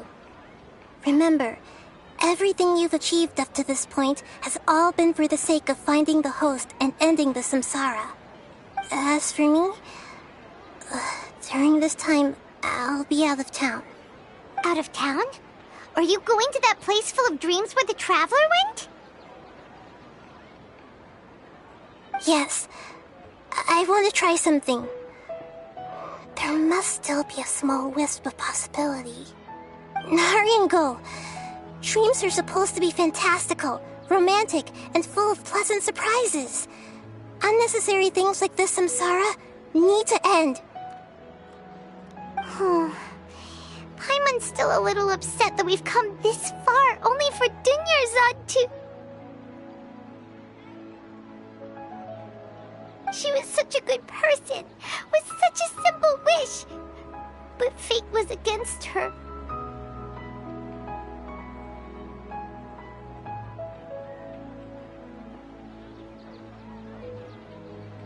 Yeah, saving Dunyarzad is what kept us going this whole time. But we mustn't lose hope, Traveler. Dunyarzad would definitely want to see us save everyone else. So let's break the samsara for her sake. Paimon's wondering, do you think the sages would get one of their own to be the host of this dream? Feels like it would be easier to control it that way, no?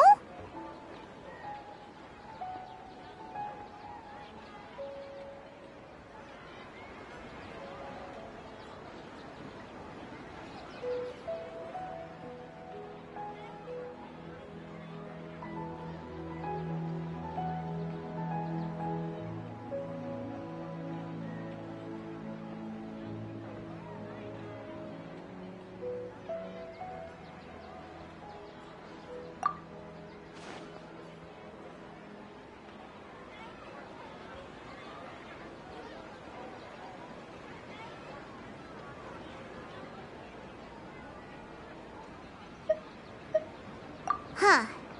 That's true. Plus, the sages probably weren't counting on there being other factors beyond their control, like Nahida and us. So, who do you think the host of the dream is?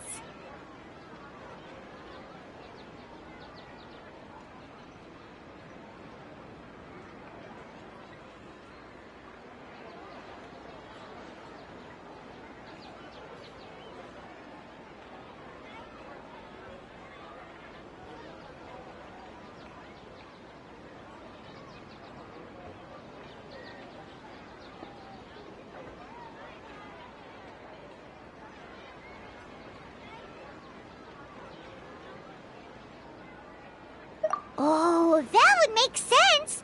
Ferris, the Knight of Flowers, is a symbol of the whole Sub-Zeru's festival, right? Pretty core character. Let's go ask him some questions, shall we?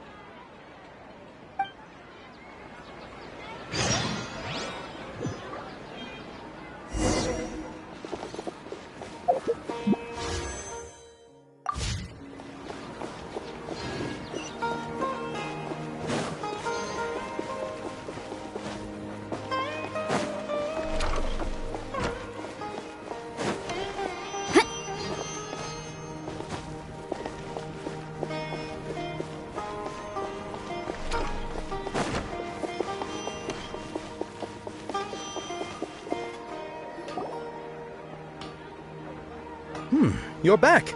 You left in a hurry last time. Is everything okay? Everything's fine. Just, it's a little hard to explain. Would you mind taking part in a little experiment with us? An experiment? That came out of nowhere. I'm listening, though. What do you need me to do? Could you make a wish?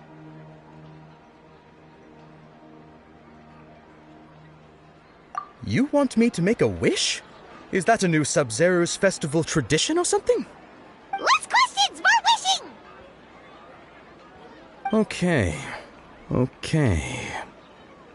My wish. Okay.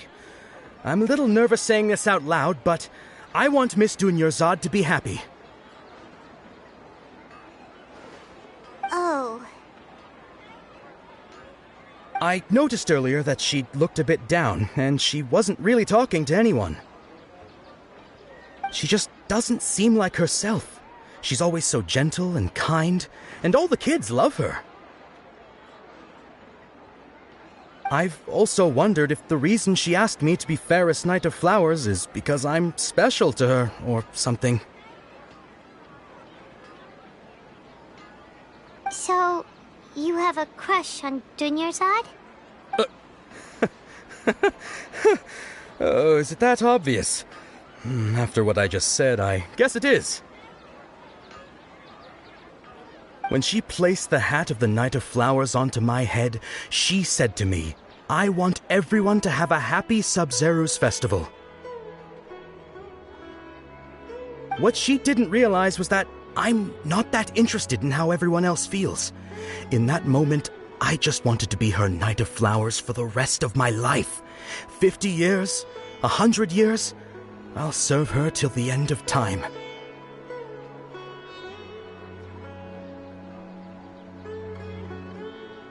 Okay, yeah, that was a bit much.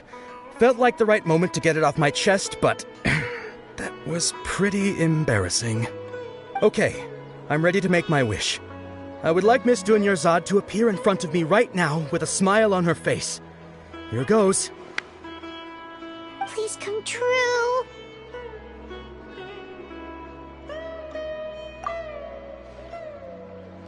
I'm gonna open my eyes. Oh,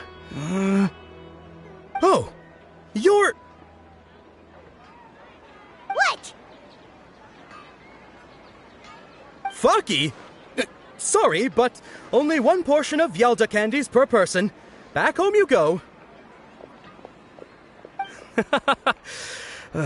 Nice try, you two. Anyway, never mind. I don't need to see her appear right in front of me. As long as she's happy. Guess he isn't the host of this stream after all. Should have expected it wouldn't be this easy.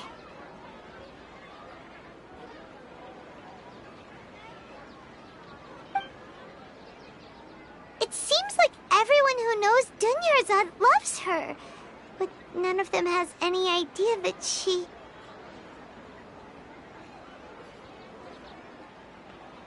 My lady, step back.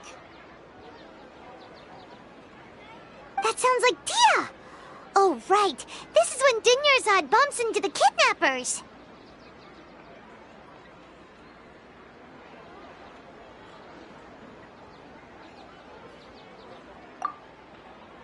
Huh? But Dia can handle them! Hey, Traveler!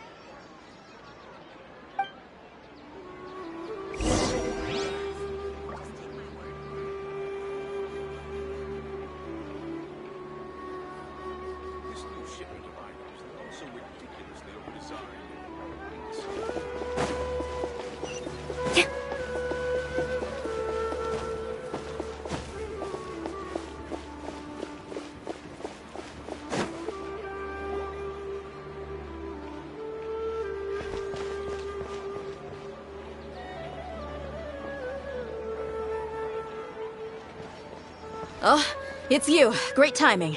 Please take...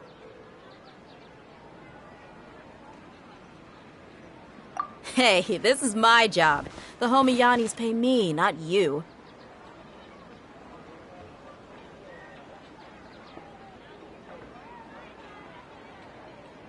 You... fine, alright. Knock yourself out. Why are you so worked up anyway? It's not like I don't trust your fighting skills. Anyway, watch yourself.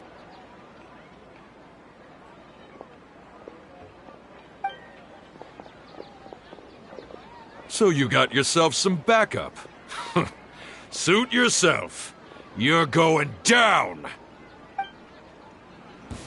A new punching bag. Out of the frying pan, it's... Take drag! Storm the front!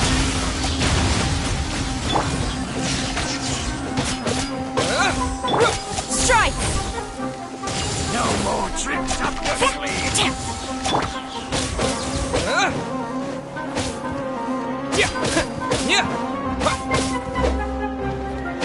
Need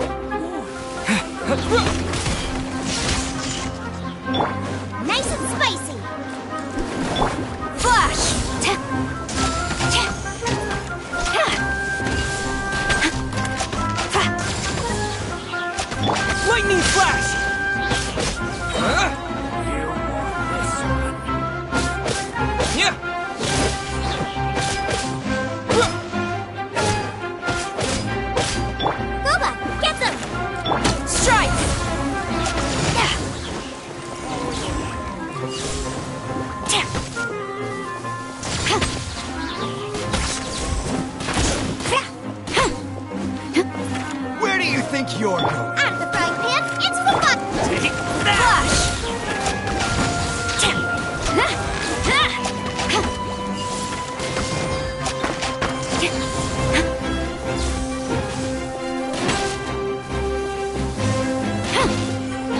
Take that! Quiver! Thunderclap!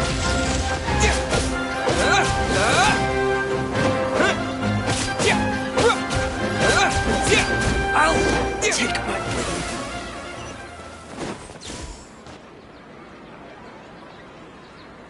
Traveler, were you just taking your anger out on those guys?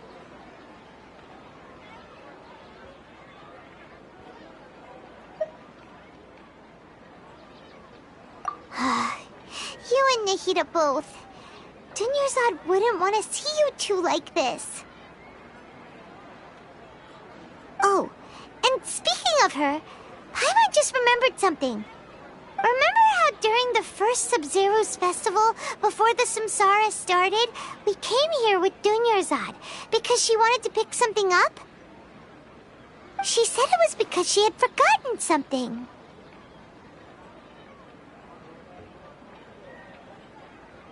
Okay, so Paimon's memory is working so far. Anyway, Paimon also remembers that she is staying somewhere around here. She pointed it out to us the night before the Sub-Zero's festival.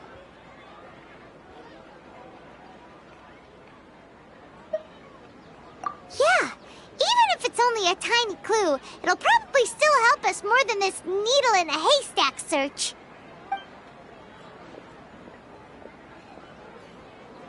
This is the place!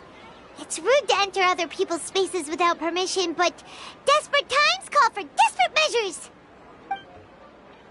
Hey, the windows are unlocked! Okay, Paimon's gonna take a peek inside.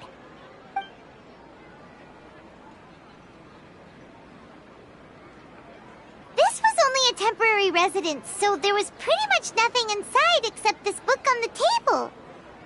Should we open it?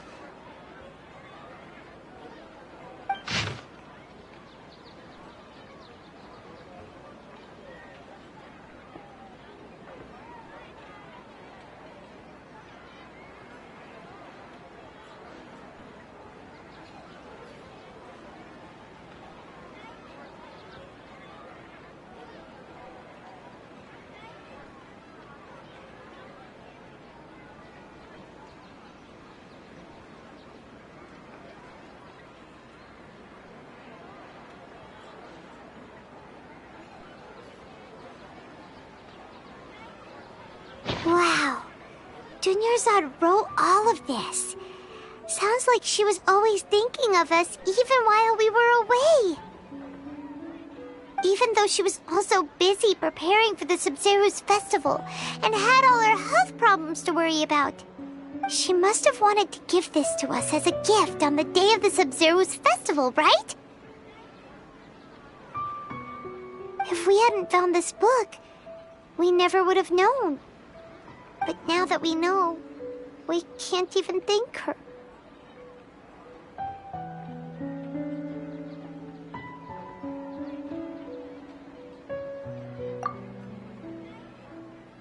Hey! Where are you off to now?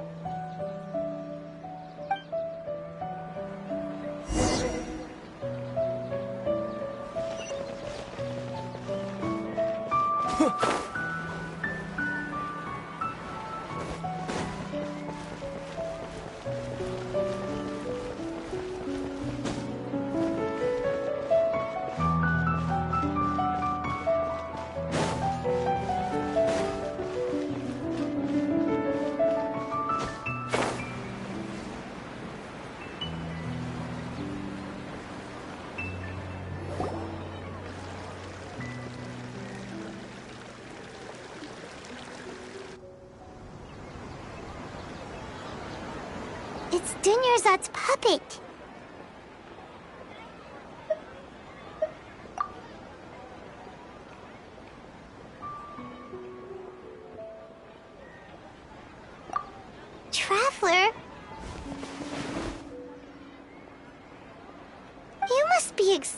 it.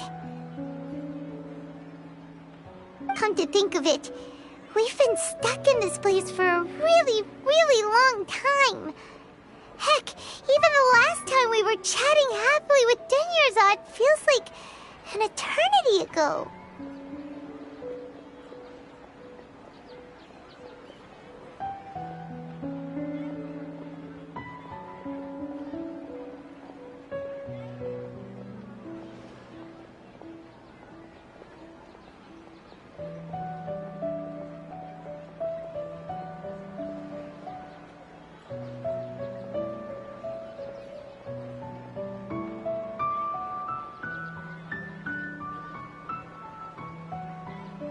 Paimon still remembers when we were sitting here, and the way her eyes sparkled when she talked about Milu's Dance of Sub-Zerus.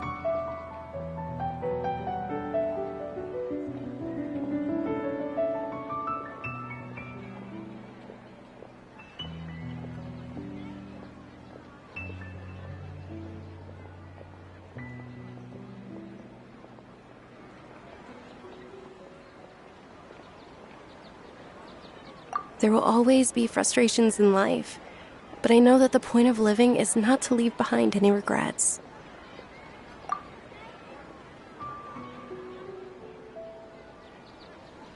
That was what the real Dunyarzad said, wasn't it?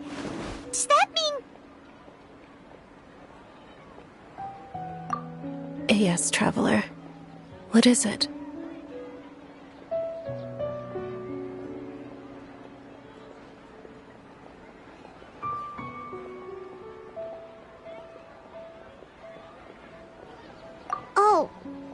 So she's still just a puppet. But just now, how come...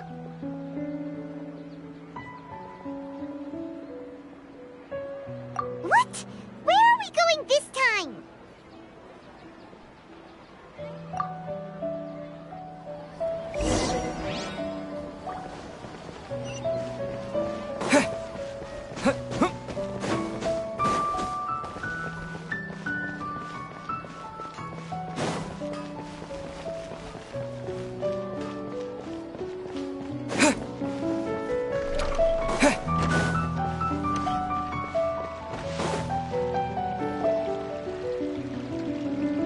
If you continue to resist, we will have to order an investigation into every single event organizer. The Grand Sage has already granted you much leniency. I advise that you exercise tact. How did things turn out like this?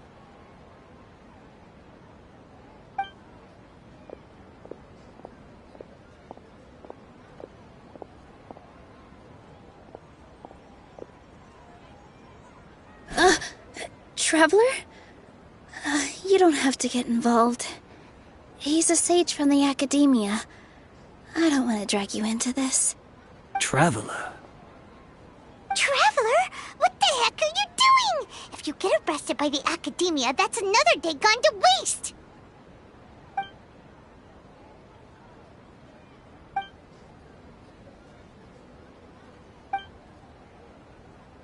Wait, they're not reacting. Have they been scared stiff?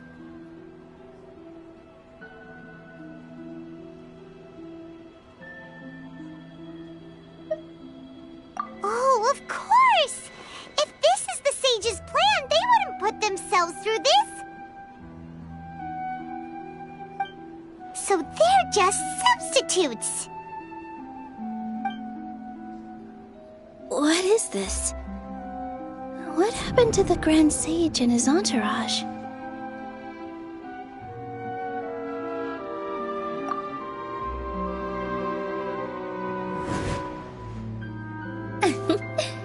Like I said, they symbolize the goddess of flowers.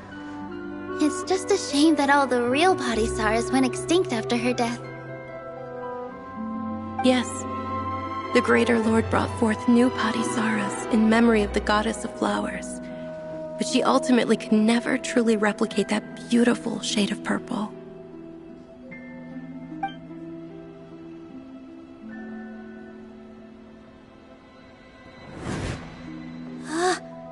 That beautiful shade of purple. Aren't these flowers real Padisaras? Just like the ones from the legend? I didn't even notice! Dunyarzad, did you find these? But didn't you just say all the real flowers went extinct after the goddess of flowers passed away? So, how? Yeah. What's going on here?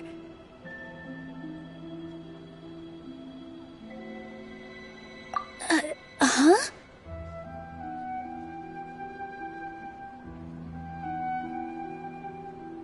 You guys are acting weird. But okay, I'll try.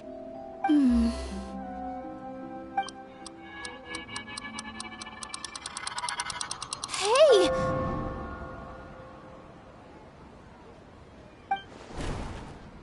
It disappeared!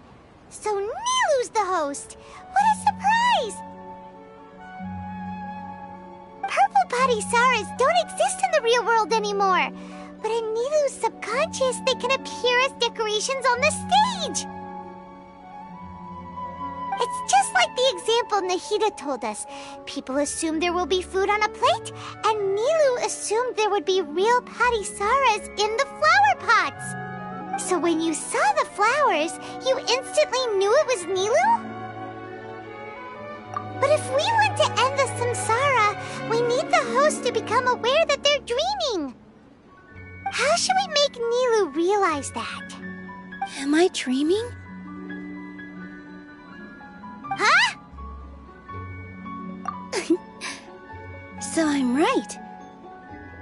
Is this Lesser Lord Kusanali responding to our celebration of the Sabzeruz festival? Wrong either. The point is, what made you think this is a dream? As far as you know, people in Sumeru don't dream, right? Yeah, but have you heard the tale of the first sage? To prevent a calamity, he went on a journey to find the Dendro Archon. Ooh, sounds familiar. Dunyarzad told us a story like that when we first arrived in Sumeru City. So it was about the first sage, huh?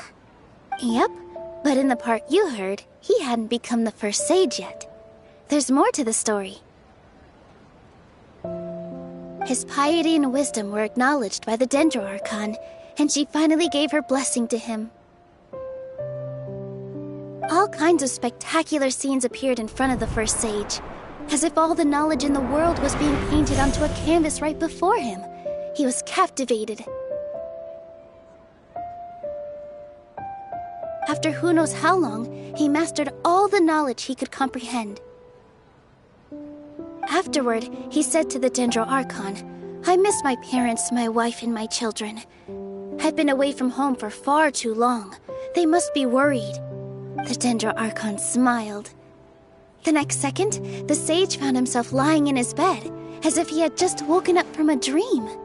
His wife, lying next to him, said, "You're off to search for the Dendro Archon today, aren't you? Have a safe journey, my love." In the end, the first sage took care of many disasters in Sumeru City and founded the Academia. What a happy ending. So, the first sage was dreaming ever since the beginning of the story? He never went on his journey? Yes, but his faith and determination were conveyed to the Dendro Archon, so she blessed him in the form of a dream. Paimon understands where you're coming from now. That's a really interesting connection. But we really gotta wake up soon, like the sage in the story. I see. Well, it just so happens that today's Sabzeruz festival is almost over too.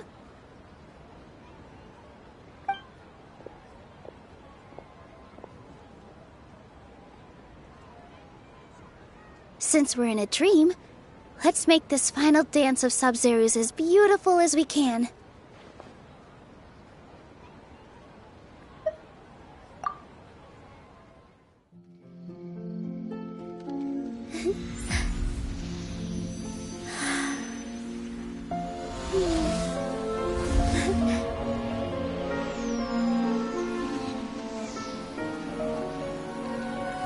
The way wait is over, everyone.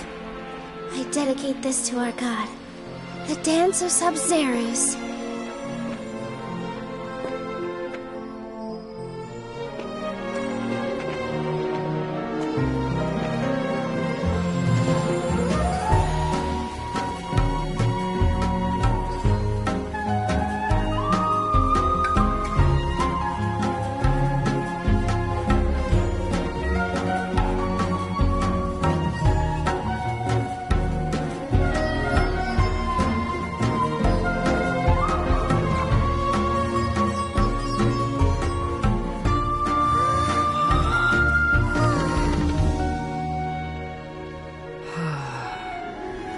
I'd be lying if I said I had no regrets. I would have loved to see Nilou's dance.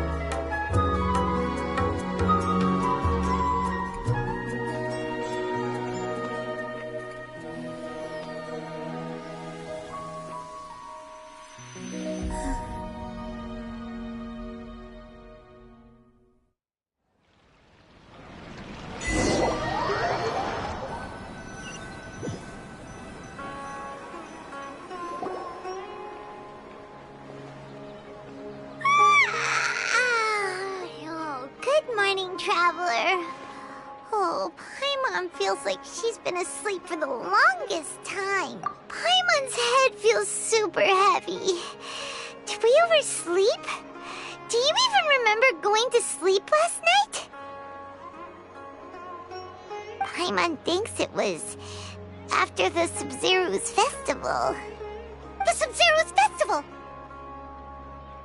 Have we finally escaped from the Sub-Zero samsara? Quick! Take off your Akasha terminal!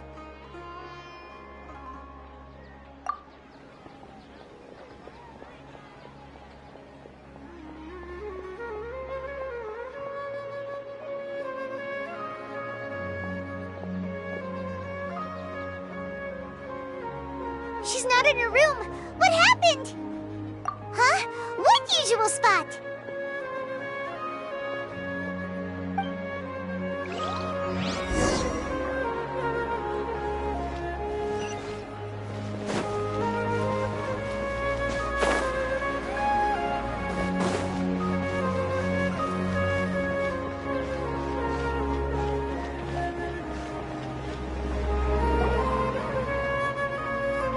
Well done, Traveler and Paimon.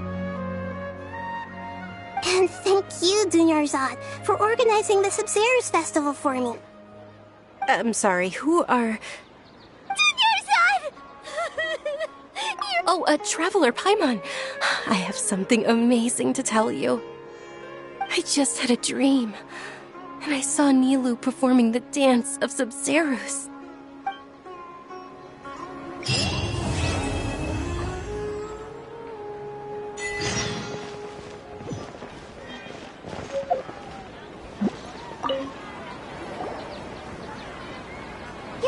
Actually Nahida, aren't you? Paimon felt like Catherine was acting weird when we met at the Sub-Zerus festival. And Dunyarzad, did you save her? It's a really long story. We shouldn't disturb her. Her consciousness is still weakened. Let's chat somewhere else. How about by the Traveler's favorite bench?